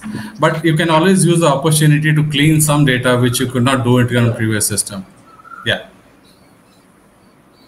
Yeah, can you hear me? Yes, we can hear you. Please continue. Yeah, just another 2 minutes. And also important to automate few repetitive tasks like backup and reports, etc., so that you don't use manual intervention there. Always keep multiple backups, because even large libraries are prone to failure, and then one day you realize you don't have any backups. It's very important to have backups and always have multiple copies of backup, and make sure at least one backup is in a different building than where the server room is. And keep the backup, and you should also check the backups manually, that because it should not happen when you need the backup and you see that all the backups are corrupted over the last few weeks. So at least once in a week, you should check manually whether the backup is done. That can also be automated, but manually you can always do that. And there are cloud services are quite cheap. If you have some storage problems, you can use them as well. And even cloud service you can use for testing some features, etc. There are free servers available from most cloud providers for at least a year. You can use them for the test purpose. And you should always use, I think Dr. Anil Kumar has already mentioned, you should always have, it's very important to have a contract with an agency. It saves a lot of time for the technical troubleshooting. It may go for sometimes, even for technical people, it may be very simple, but sometimes it takes very long just to get that. You should not take your key responsibilities in the library to spend on some kind of troubleshooting stuff.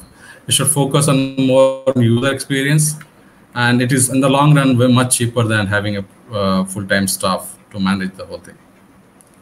Yeah, that's about it for me.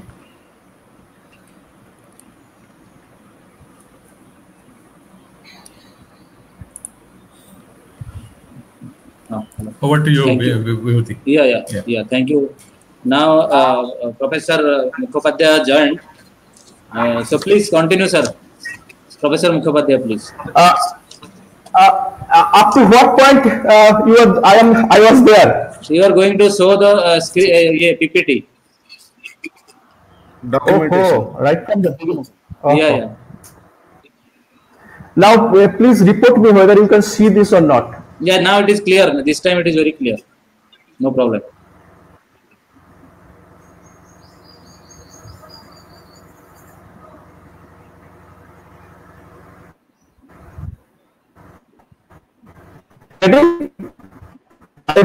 Actually, I think your mobile, please keep your mobile, little away. I think you have kept mobile near to you.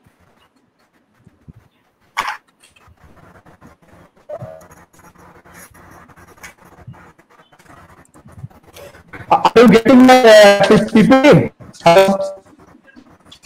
No. Okay. Yeah, we can see.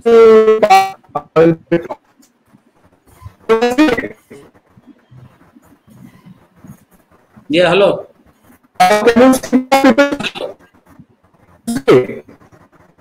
Yeah, noise actually. Actually, can you keep your mobile little away from your body? I believe that is due to mobile. Mobile is not with me. Oh, then why it is getting noise? Okay, please continue, sir.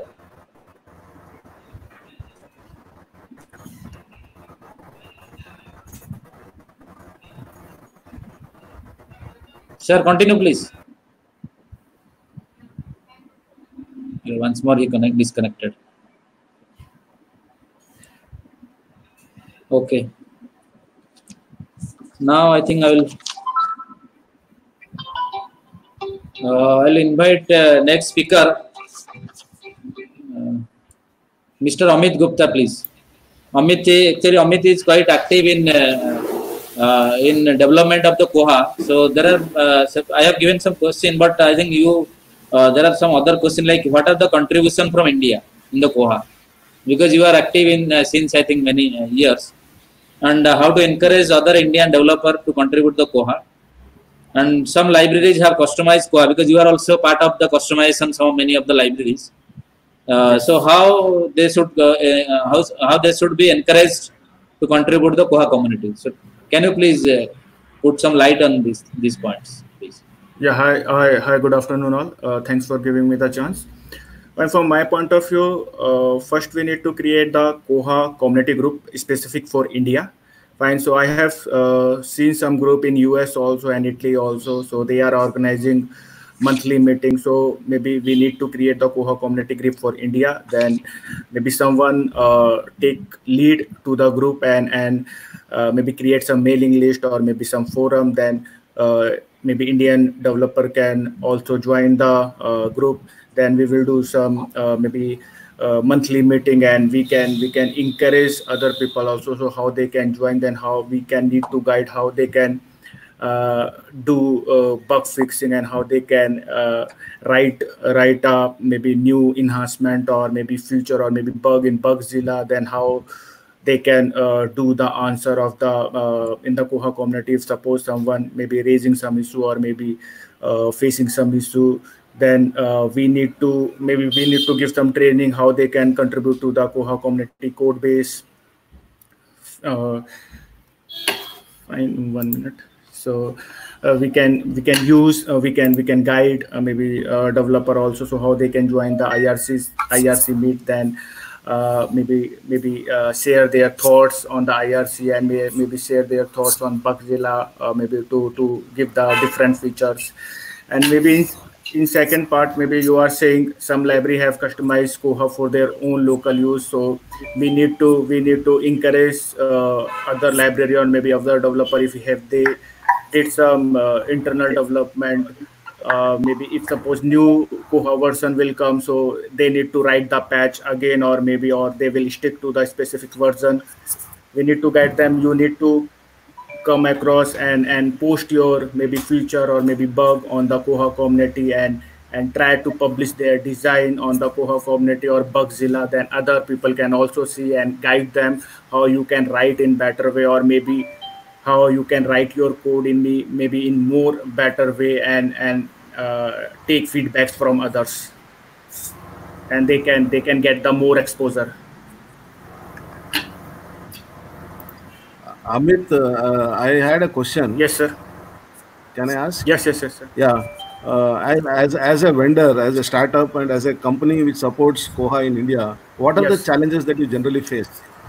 See, generally we are facing funding related issue. Suppose someone asks maybe for some feature, so maybe this is a funding related issue. So we need to see how we can learn the Koha, then how we can maybe we can suppose some startup company hire someone, then we need to maybe in terms of financially this thing, then we need to maybe give the domain knowledge also, so you can develop this feature like this, then you can develop feature like this, then other things. So my other question was to Dr. Saiful. Is this a sustainable business in India, providing support to Koha? That's a tough question. I think a lot of companies because are everything depends on that, no? Yeah, companies have wound up because they have tried to provide a lot of cheap solutions, and that's one way to put it. You can't have give somebody 10,000 rupees, which is like in dollar terms is something nothing, and you want them to support, give them hosting and customization and support on phone and email. I don't think that's a sustainable model. So libraries need to realize that there is a. I always say you calculate. Imagine you have a staff in your library who is only doing Koha, right? So he's only managing your server. He's managing your queries and other things. How much you will pay them over in 1 year? Exactly. So imagine, give them 3 months salary of that person to a company. They can give you far better support over the years. That will be more sustainable than asking somebody to they not even 1 month salary of somebody you will probably hire full time. So libraries, I think, need to realize instead of and vendors should not take the initial opportunity. I'll give the service for cheap, and then they may not realize that they will be out of business very soon. Correct. And also, I think libraries don't require all the features that they ask for. They'll ask for the moon, but they hardly use 10% of the features in Koha from the administrative point of view also. That may be another issue there. Yes, from my experience, maybe 90% maybe library are using only circulation and cataloging modules, and maybe few major library like IAM and VSCC are using a full module of Koha. That's another challenge there.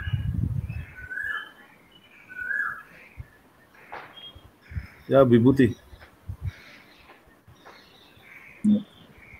Amit, actually, you have mentioned all this integrity, but just newcomer wants to know what are our contribution, Indian, how many people are there and who is contributing what. For my point, they can go to the Bugzilla and search the bug, and they can find how much contribution done from India, or they can go to they can install the Koha and see the Koha about Koha page. Then they can know how much contribution done from Indian side. Okay. Thank you very much. Thanks. Now Professor Mukhopadhyay joined, so welcome back again, sir. So can you please give your continue your talk? I think my screen sharing has got some problem, so I'm talking. Okay. So everybody is getting me now. Okay. Yes. So your first point is that how can we contribute in documentation, translation, and coding. So documentation, I think that Koha manual is a very comprehensive one. We don't have to go any further. But if you closely look inside the Koha manual, it's basically a linear type of thing. Module, and inside the module, topic. So when a newcomer comes to Koha, a student first time actually takes care about Koha, so they never go in a linear way. They basically go in a non-linear way. So their approach is workflow-based approach, not the module-based approach. So if we keep in mind in this particular lacuna of Koha manual, and we can come up with lot many user-friendly documentation, and it may not always be in the form of black and white or in the form of written document. You can prepare a small-scale video of 10-15 minutes length. So I'm giving you one example.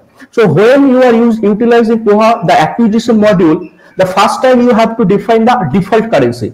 In the default currency, many people are struggling how to enter the Indian rupee symbol. If we prepare a short video that how they can enter into the Unicode data entry mode by simply pressing Shift Ctrl U together and then put the value of our Indian rupee symbol 20B9, then that can be very useful for a newcomer. Then there are many features of Koha which are less talked. For example, how ILSDI works. What is the UIP image fine tuning options? How your this REST API works. So these are less talked feature inside Koha module. We can take one by one this particular features with a real-time implementation, and then we can prepare documentation. So in this way, we can add little bit towards Koha manual, which is itself is a very comprehensive one. Everybody admits. Second point is the translation. The major issue is the translation is basically the terminology. For example, if I am asking you what will be the translation of home page in Hindi, most of you will be differ in views. So if we simply change the language from home page in English to home page in Hindi or in Oriya, that's not called a translation. That is basically a transliteration. So here lies the role of the library association. We need some brainstorming sessions like what should be the terminology for accession number, for circulation, and many things. For example, for thesaurus, we still don't have a proper terminology in any of the Indian languages. So these are the problems associated with the translation. If library associations comes together, there are many technocrats available. Saiful is there, Amit is there. They can simply prepare a cloud-based solution. For example, in one particular field, there will be the original Koha English messages. Then Hindi almost 100% done. Then comes the Hindi. Then if I see the English and Hindi, then I can correlate what will be the nearest terminology for this particular message in Bengali or in Oriya or in Kannada.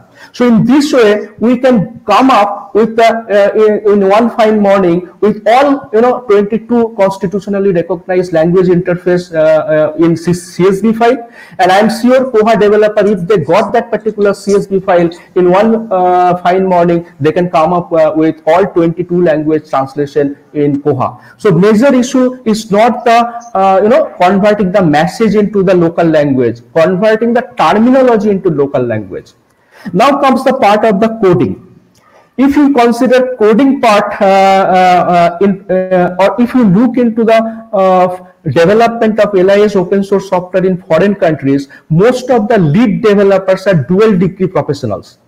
In India, we don't have that kind of feature. So normally in the library schools, we do not get dual degree holders. We do not get computer science graduates. So within 2 years, we cannot go beyond the mere introduction of a student to different programming languages like C, Perl, PHP, little bit of JSP, etc. But I found in my teaching career, most of the students learned this particular programming languages skills in their workplace. Saiful is one of such example. So there are another 4 or 5 students I can remember. So that's basically beyond the scope of a library schools. We cannot teach them programming language. So we focused on packages: Koha, Viewfind, DSpace, Omeka, Greenstone, OpenDefine. So lot many packages we focus on, and we give due importance on the back-end database management system, so that at the time of emergency they can take backup manually, they can restore back, that particular backup manually. So they are very good for the back-end database management system, but not as good which is required by the Koha community as far as their programming skill is associated. Now the second point you asked about this, that what are the priority areas for Koha in future. As Professor Anil Kumar has said very correctly, that change is the only permanent thing, and Koha is basically changing a lot. If you consider Koha for version 12.x to 20.x, then you will see lot many open standards are now supported by Koha. ILSDI is one of them. REST API is one of them. Presently, Koha supports almost all 22 or 25 functions of ILSDI, and we are utilizing that particular feature of Koha for making a union catalog by the application of Viewfind. Then comes the progress of ILS. So if you consider the last decade of 80s to till date, the ILS take part into 3 forms. One is called the ILS, typical core ILS. Then come the progressive ILS. If a traditional library management system can handle equally good the electronic resources, we call it progressive ILS. Then from progressive ILS, we are switching towards the LSP like Folio, where all different kind of workflows will be fused together. We don't have different kind of software for different workflow like DSpace, Moodle, Koha, Viewfind, etc. So all workflows will be integrated into that LSP, and LSP won't have an OPAC in future. LSP will expose the data in OIP image format, and there will be a discovery system which will fetch and provide the retrieval. For example, the same model is following by the Folio. Folio won't have any OPAC inside the package.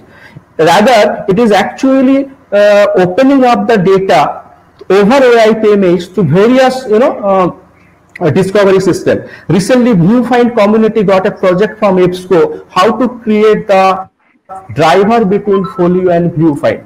So if you consider that Koha stands, now my personal view is that Koha now stands in between the ILS and PILS or progressive ILS, because Koha is not yet very good in managing electronic resources like e-books, e-journals, different kind of license agreements, different kind of terms and conditions inside Koha. So the moment Koha can do it, it will be switching over to the progressive ILS, and then if Koha integrates harvester inside that system and full support for the elastic search and solar, so that we can go for even full text searching of the attached documents, then we can have a true LSP in future from Koha.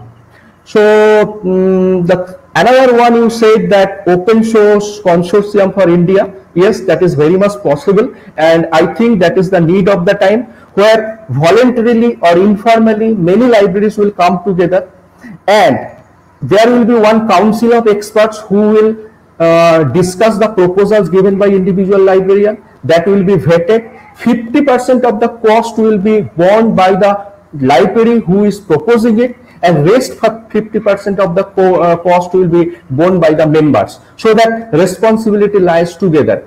Then that particular patch or feature can be enjoyed by all global libraries, and that needs to be based on the GFR rule, General Financial Rules, and I think that particular thing is very much possible if Vibhuti can share his experience. If we can develop an open access consortium way back in late 90s, then why now we cannot develop an open source consortium in India by fusing different libraries together? So that's all from my end. I hope I am audible. Yeah, very much clear. Very much clear. Thank you, sir. For your going. Okay. So, okay. Thank you, sir. Now I request Mr. Bimal Kumar. His Koha gig is very hit. Okay, I can see that. So he will speak about that, and how he will say how to inspire young professionals, because there are so many young people are here. So in fact, I am just going through the questions, like from who will help us, like that. Suppose we want to learn Koha, who will help us?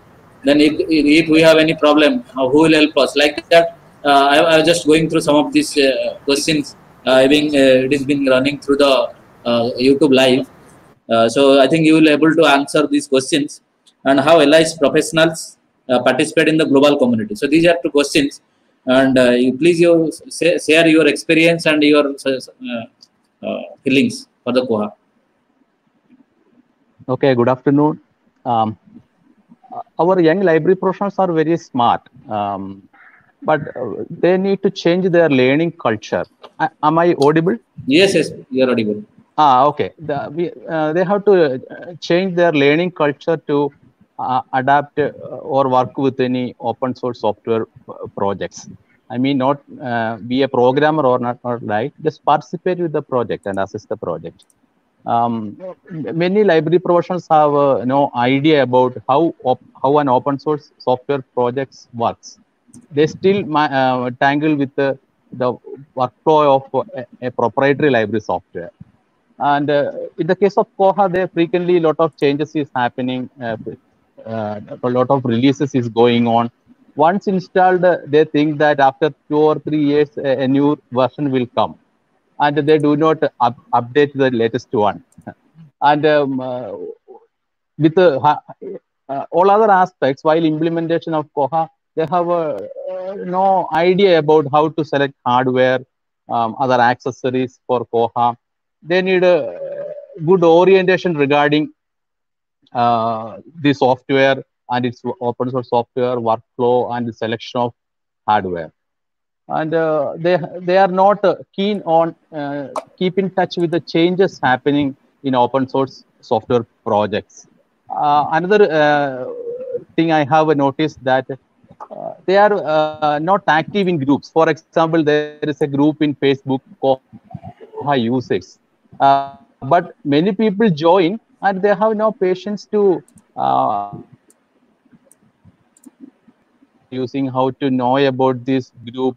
They have no patience to answer the questions, and they remain silent in the groups. They join the groups for namesake, to just for the presence. They are not active. Another thing is that constantly the domain is changing. Many people still work with old version of Koha and Ubuntu old version. Another interesting thing is that many of the Koha users don't visit Koha homepage. Actually, homepage is a hub of resources. We will get a lot of information regarding new developments. Even many people don't read out the release notes. Each release notes contain information regarding which platform this particular version will work, but nobody will go to Koha homepage and other community resources. That's a main problem with our young professionals. Only few people from India very active in all groups. No other people work with or participate in the groups. And another thing is that many people try to install Koha without know anything about basic Ubuntu installation, and they can install it, but they struggle with the maintenance.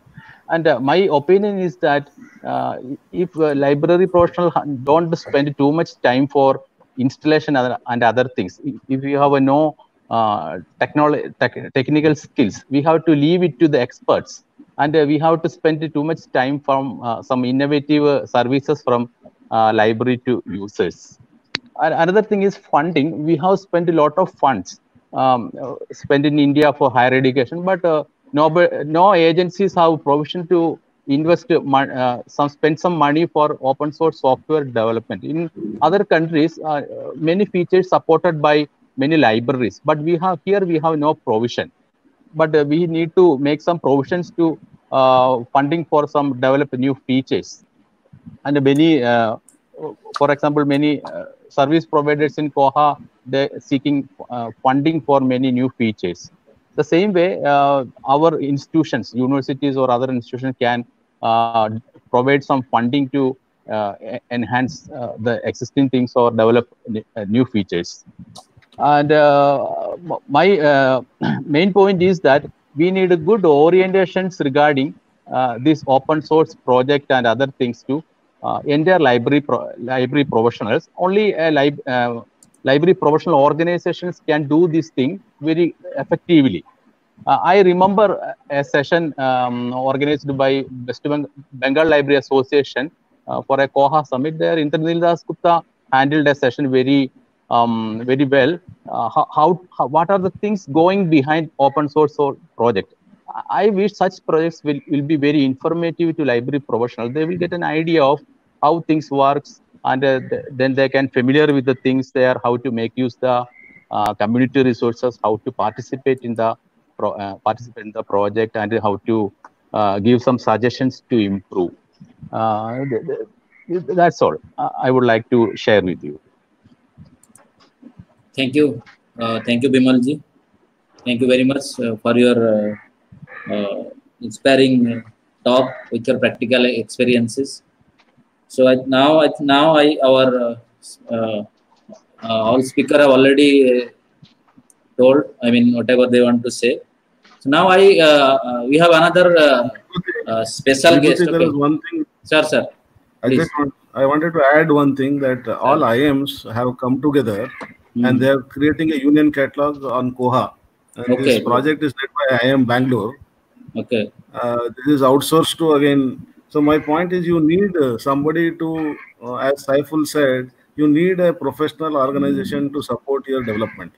You cannot, if you are having the bandwidth and the talent within the organization, you can do it, but I feel it is more expensive than hiring an organization. Now, IIM Bangalore has seed funded this project, and the entire funding is now shared by, I think, around out of 20 IIMs, around 15 of them, I think, have agreed. And maybe within another 6 months, it should be up and running, where the union catalog of all IIM libraries will be available on Koha.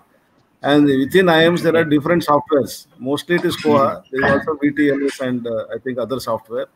So this will probably become a model project for creating a union catalog. Yes.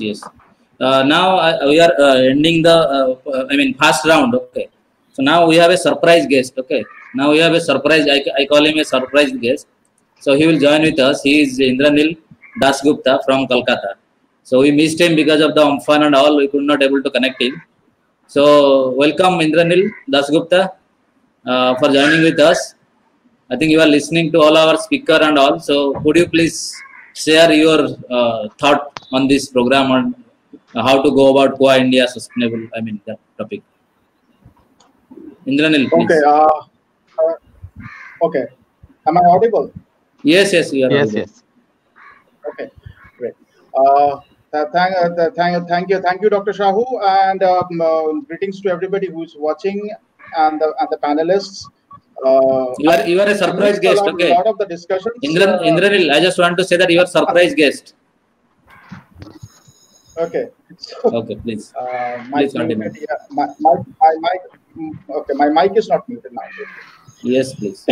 So, yeah. So a couple of things I would just add about this Koha India initiative is that yes, we definitely require to create regional and local competencies. We just can't have. So far, we have quite a few expert users, and other experts around the country. We need many more of them. And Vimal pointed to a few things like users interacting on forums or not interacting on forums. I want to add a small point to that, because users become power users, and then some power users either become developers or they end up funding more development, because unless we are an expert, we don't really get to know what we can ask for. So starting with users, my thing is that one of the things we have been discussing a lot over several years, not just Koha, but in any open source community, that the biggest problem in India is that we are somehow unable to describe our problems. So we'll come into a forum and we'll say, "Sir, I'm trying to install Koha and I'm having a problem. Please help me." That's a typical input that we get. What is expected, rather, is something like this. I tried to install Ubuntu. I installed Koha. I went and you mentioned the version numbers of what you were installing, and then I went to this far. I did this. Then I'm getting this error, and try to give a snapshot or just image pin it or paste pin the error and link to that, so that others can actually see what the error was and have an idea about it. So for example, one of the things that we have been seeing since the last couple of versions is that if you did something with the database and you didn't directly with the database and you didn't restart memcached, then you'll get an error while you try to log back in. Particularly if you're transferring your old database dump into a new installation and trying to get started. So these are the things without which even for volunteers like us, we are there. We definitely want to help you because we enjoy doing that. That's part of the reason why we work with Koha. But without those inputs, it becomes very difficult. So one of the things to cut this point short is asking questions intelligently. That is actually a skill set, how to ask questions intelligently, how to provide enough inputs to our questions by which we actually know somebody wants to answer us. And another thing that happens on Indian forums particularly, people will come online, people will ask a question, they will be given different solutions or different suggestions to try this, try that. They might actually try, it might get solved. But then the user who asks does not come back and say, yeah, it worked and this was a problem. They will sometimes won't even come back and answer, or they will just say that, oh, thank you, it worked. Now, we don't have a way as developers or as community members to know what exactly was the problem and what solved the problem. So that is one thing that is kind of holding things back sometimes in the support domain. The other thing, there's a lot of discussion. PSM mentioned a few things about how the community can be built up, and Vibhuti and myself have been discussing this. Vimal mentioned a few things. The rest I kind of missed because I was in another meeting, in an urgent meeting, so I just joined in about 15 minutes back. Unfortunately, missed most of it. I'll watch it on YouTube later. But one of the things that really bothers me is that when I look at, let's say, an overseas request for quote, an RFQ, where it specifies what are the things that are required in the if you are talking about a custom development, what is required, what needs to be done. The entire use case and the entire scenario is so well described minutely with specific use cases, with examples, sometimes even with sample data. Like if say, I want a report like this, they will do a mock-up of wireframe of the report and say with dummy data, like this is what I want it look like. This is what I want. Now in India, somehow this is completely absent. We just say, oh, I want whatever can be done. Now that gives a developer very little to work on, and sometimes valuable time and money is spent or even lost trying to develop something that is simply not there at all. So we end up we end up wasting a lot of resources in doing this back and forth, and sometimes people just say, no, this is not feasible. Now I'm going to digress here from a point. The meeting I was there was with an institute who were going for online examination because of COVID-19. They're moving to Moodle. It's fine and dandy. Why I'm talking about Moodle? I'll just incidentally, Chris's company, the Catalyst side, is very extremely active in Moodle also. So so their term exams and starts from tomorrow, and they are planning to go live with an exam without having tested out anything. Our test system is, everything is getting launched with a test system, and I had to tell them, I'm sorry, I can take responsibility for that. I will be there, I will stand by. But anything happens, I cannot, because your requirements are not even clear. What you want. So now, yesterday evening, there was a demo, and in the demo, the things came out that this is not working, that is not working. How do we export this? How do we export that? We had a long meeting today, and I said, is it possible to postpone the thing for like 7 days so we can test it, do at least two full functional demo runs, and then get onto it? No, it's not possible.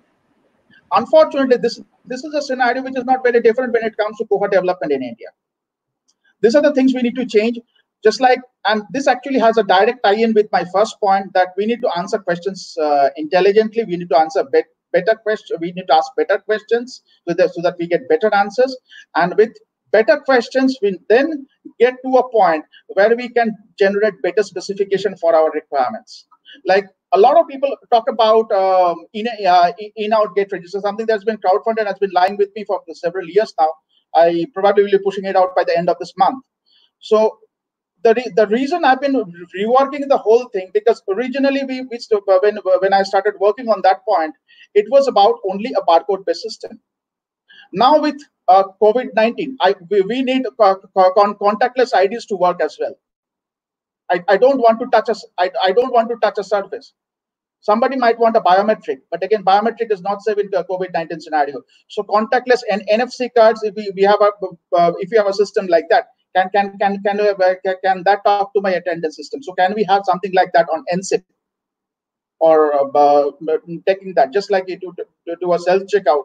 Instead of a self checkout, it's a self registration. Like it's a walk in, walk out. So this kind of things, once we have them in Koha, then it will become multifunctional. It will not be a single solution, because if it's a single solution, and this is where the development part comes through.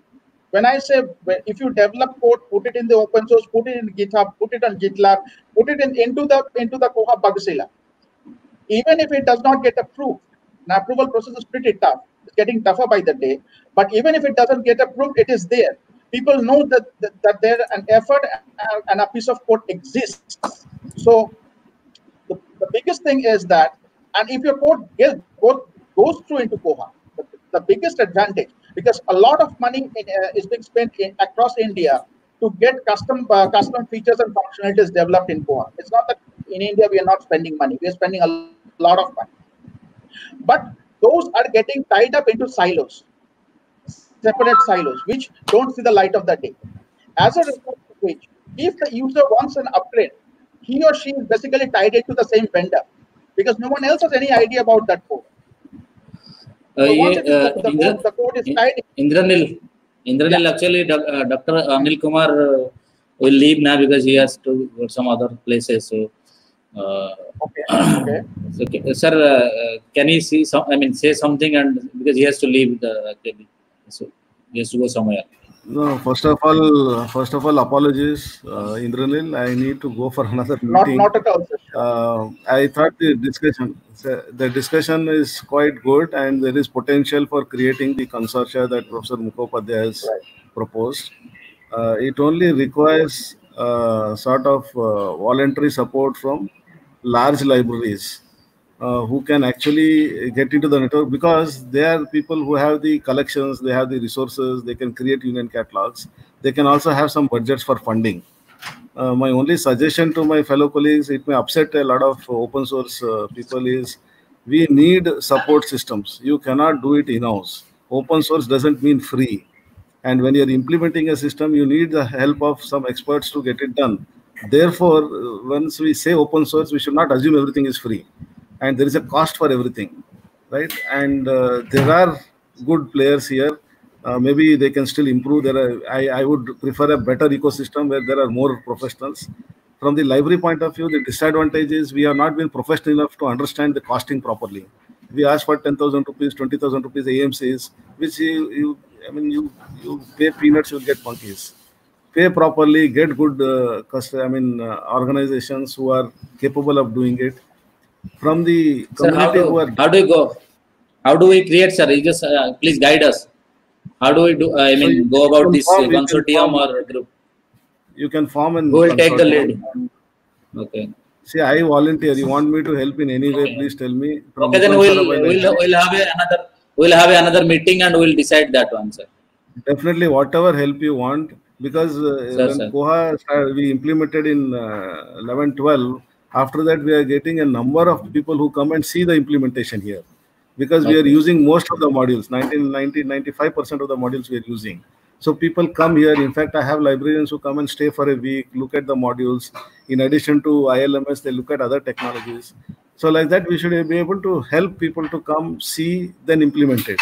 And I get a lot of letters from management saying that they are changing the software. Is it safe to go to Koha? I tell them, when we are operating for last 8 years without any problem, a small library should have no problem at all. So we should advertise and market places where there are reliable, stable systems running in Koha, which helps the others to take decisions. And secondly, we should make clear that there is a pricing to it. You cannot go for such low pricing because you're killing the ecosystem. If startups and businesses cannot build around support for Koha, we cannot get good support. These are 2 points I thought I should make. And thank you very much for the opportunity. Thank you. Thank you very much, sir, joining with us. Certainly we'll make a consortium to grow further. Thank you, sir. Sure. Thank you for joining with us. Thank you. Okay. Now I think, should we take some questions, or what should we do? I mean, Professor Mukhopadhyay, please. Should we take some questions? Because we have to close by another 7-8 minutes. You are not audible, sir. You are not audible. But yes, IDG has not finished yet. Give him 2-3 minutes. Please. Please, Indranil. Sorry to interrupt you. Not at all. Thank you. So basically to wrap up, Anil Kumar sir has just pointed out as some of the key issues.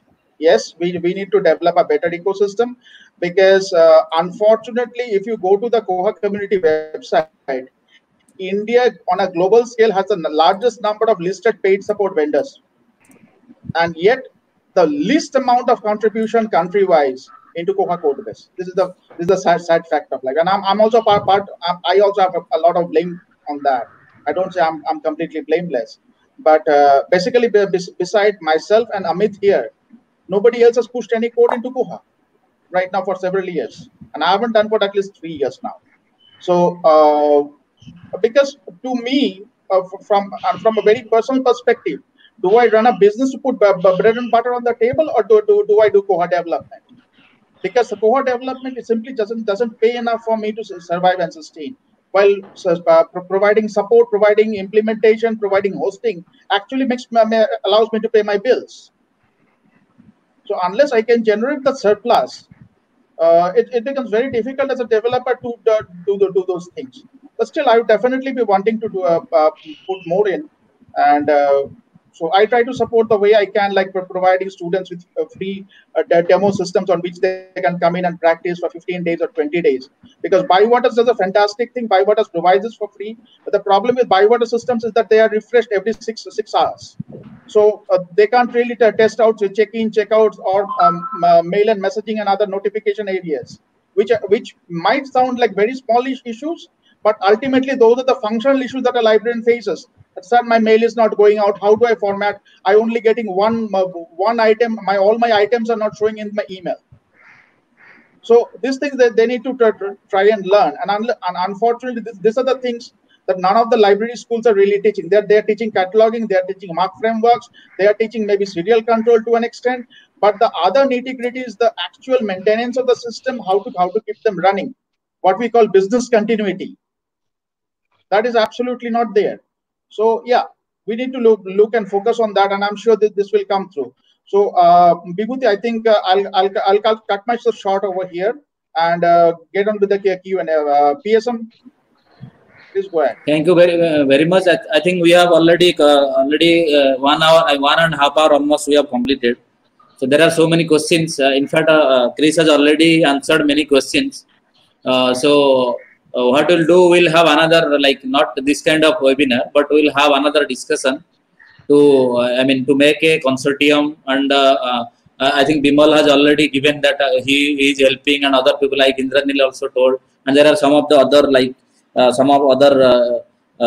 Koha lovers, I can say Koha lovers like Tripathi and Misraji and many, and Purba and all, many other people. Sambhunath also is helping, Hemant, and many people are there to help. So we are what we'll do is we'll try to make a like who can help. We'll make a Koha group. This is my suggestion, so that there will be a list that who can help. Okay, like that, some basic thing. Then developer level, different level. I think I can. This is my suggestion. Other people can tell what could be done, so that it will be helpful for others. From when somebody wants to start something on Koha, how do they start? Because we have we have all people here, like starting from the learner, student, somebody who can train, so there, and then developer. So and in fact, Chris is also there with us. I think he will be with us. In future also we'll also call him for any other thing. So I think it will be easier for us to communicate to the Koha, and by this way it will be helpful for the Koha development team. So I think I will take some of the questions from the chat box, if some of the panelists can answer this, so that it should not feel that people, we have not attended the questions. Let us see what are the questions have been asked in the chat box. It's a randomly I will take 2-3 questions. What is somebody has written here? What kind of external support are you using, or do you foresee using as you convert into Koha? Can somebody answer to this question?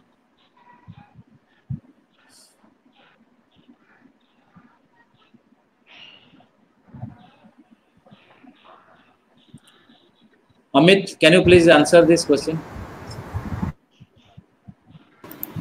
Hello. You can join the Koha mailing list, post your questions, then maybe definitely someone will see and give the answer. And please describe your question in a proper manner, maybe what problem you are facing. If you give the screenshot, then people will easily understand and give the answer. Yeah, somebody, can you, I request Indranil, can you please answer this question?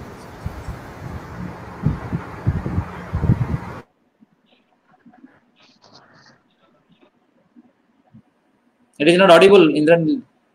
Hello. You are not audible. Yeah, I should be now. Hello. Yes. Yeah. Yes. Now it is audible. Yeah. So for the last 11 years, Koha, the Koha server component does not get installed on Windows natively.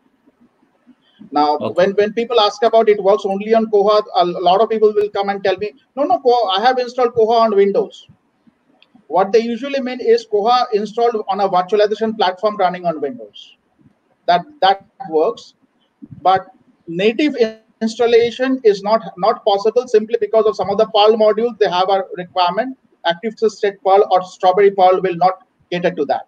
So yes, the server component is definitely on Linux, and if you want the best and the smoothest experience, I will say not even Ubuntu, stick with Debian. And as of yesterday, with 20.05, it is no longer Debian 8, it should be Debian 9, preferably Debian 10. That's where you should be at. Okay. So I think that answers. Yes. I would just add one small point. The first of the things is for a successful implementation, prepare a very detailed checklist. Prepare a detailed checklist, make it as detailed as possible. If you Google for it, there are several such checklists available online for Koha implementation. Those can be a starting block for you as a kind of a template. That's my answer. Is it possible to have a patron monthly fee maintenance feature in the Koha? Bimal, can you? Currently, no provision to do this feature. Is it? Okay. Yeah, Bimal, I think this feature is already there. You can create a pattern category and maybe give 1 month fees, or maybe you can create the pattern category for only 1 month and give the enrollment fees. Then once they can renew the member, then automatically fees will generate. Oh, I see. So with us, actually, another guest. Okay. There are not many questions now because there are, I think already that has been crossed actually. Initially, some people have asked some question, but maybe we have missed some question. So now I will invite one of my colleagues because our Joint Secretary, Mr. Vijayanand, Pandaji, okay. He wants to say something. Vijay, Mr. Vijay Pandaji. Yeah. Hi, good afternoon, you all. I'm working as in IRC Information Resource Center at TCS Bhubaneswar, managing all IRC activities. As you know, in TCS, we have implemented Koha, but there are a lot of inbuilt features we have developed. You are happy to know all AI and applications, even if also chatbot applications we have developed in Koha, and we are thankful to Chris. It is a very big gift to all the library and information professionals, and we all OLSians are fortunate, proud, and privileged to have Mr. Chris Cormack, our original developer, in our 4th webinar on Koha. We expect more development in near future from Koha community. Okay, we thank you, Dr. Anil, for your guidance and suggestion in Koha improvement.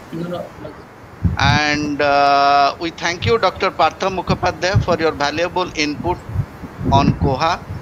We thank you, Dr. Saiful, for your valuable insight into Koha. And we are happy to take some of the steps, and we are very much thankful to Mr. Amit Gupta for our Indian co-partner and creating the Koha community. And we're happy to, as a OLA member, we all are happy to contribute as many things as possible. And we are thankful to Bimal Kumar for your valuable time for Odisha Library Academy. We are very much thankful to Dr. Vibhuti Sahoo and Dr. Banambar Sahoo for actively bringing the bigger stalwarts of LIC profession, and Chris Cormack for this OLA webinars. We are very much thankful to our web administrator, Dr. Satyaranjan Sahoo and Mr. Niranjan Mahapatra for setting all technical support for this webinar. We are very thankful to all participants and viewers on YouTube and Facebook and media for covering in different sources. Thank you, Mr. Indranil Dasgupta, our surprise guest, for your insight. Last but not the least, we thank you, our OLA office bearers, Dr. Kamal Lochan Jenna, Dr. Basudev Mahanti, Mr. Avinash Das, and all other OLA members for wholehearted and deep brainstorming to make this webinar successful. And thank you so much for connecting with us. And we are all young professionals, and most of them are very energetic and enthusiastic. We're happy to take it forward for an open source movement in India. And we are happy to contribute at any point of time. We are I'm requesting Dr. Banambar Sahoo say a few words and close this session. Thank you, Dr. Ponda. Thank you very much. On behalf of Odisha Library Academy, I thank you again. And we are very much thankful that Mr. Chris and all panel members and our special invitee, that is Indranil, who is a very old friend of ours, Odisha Library Academy, because we have started a workshop with him, and it was very practical, and it was materialized a lot for the Odisha Library Academy. And I hope this type of webinar with the involvement of all Koha community definitely help our library profession. Lastly, I thank you all, and thank you. Jai Hind. Thank you, Mr. Vibhuti Bhushan Sahu, for coordinating this session, and it was a wonderful session for all of us. Thank you. Now the webinar is closed.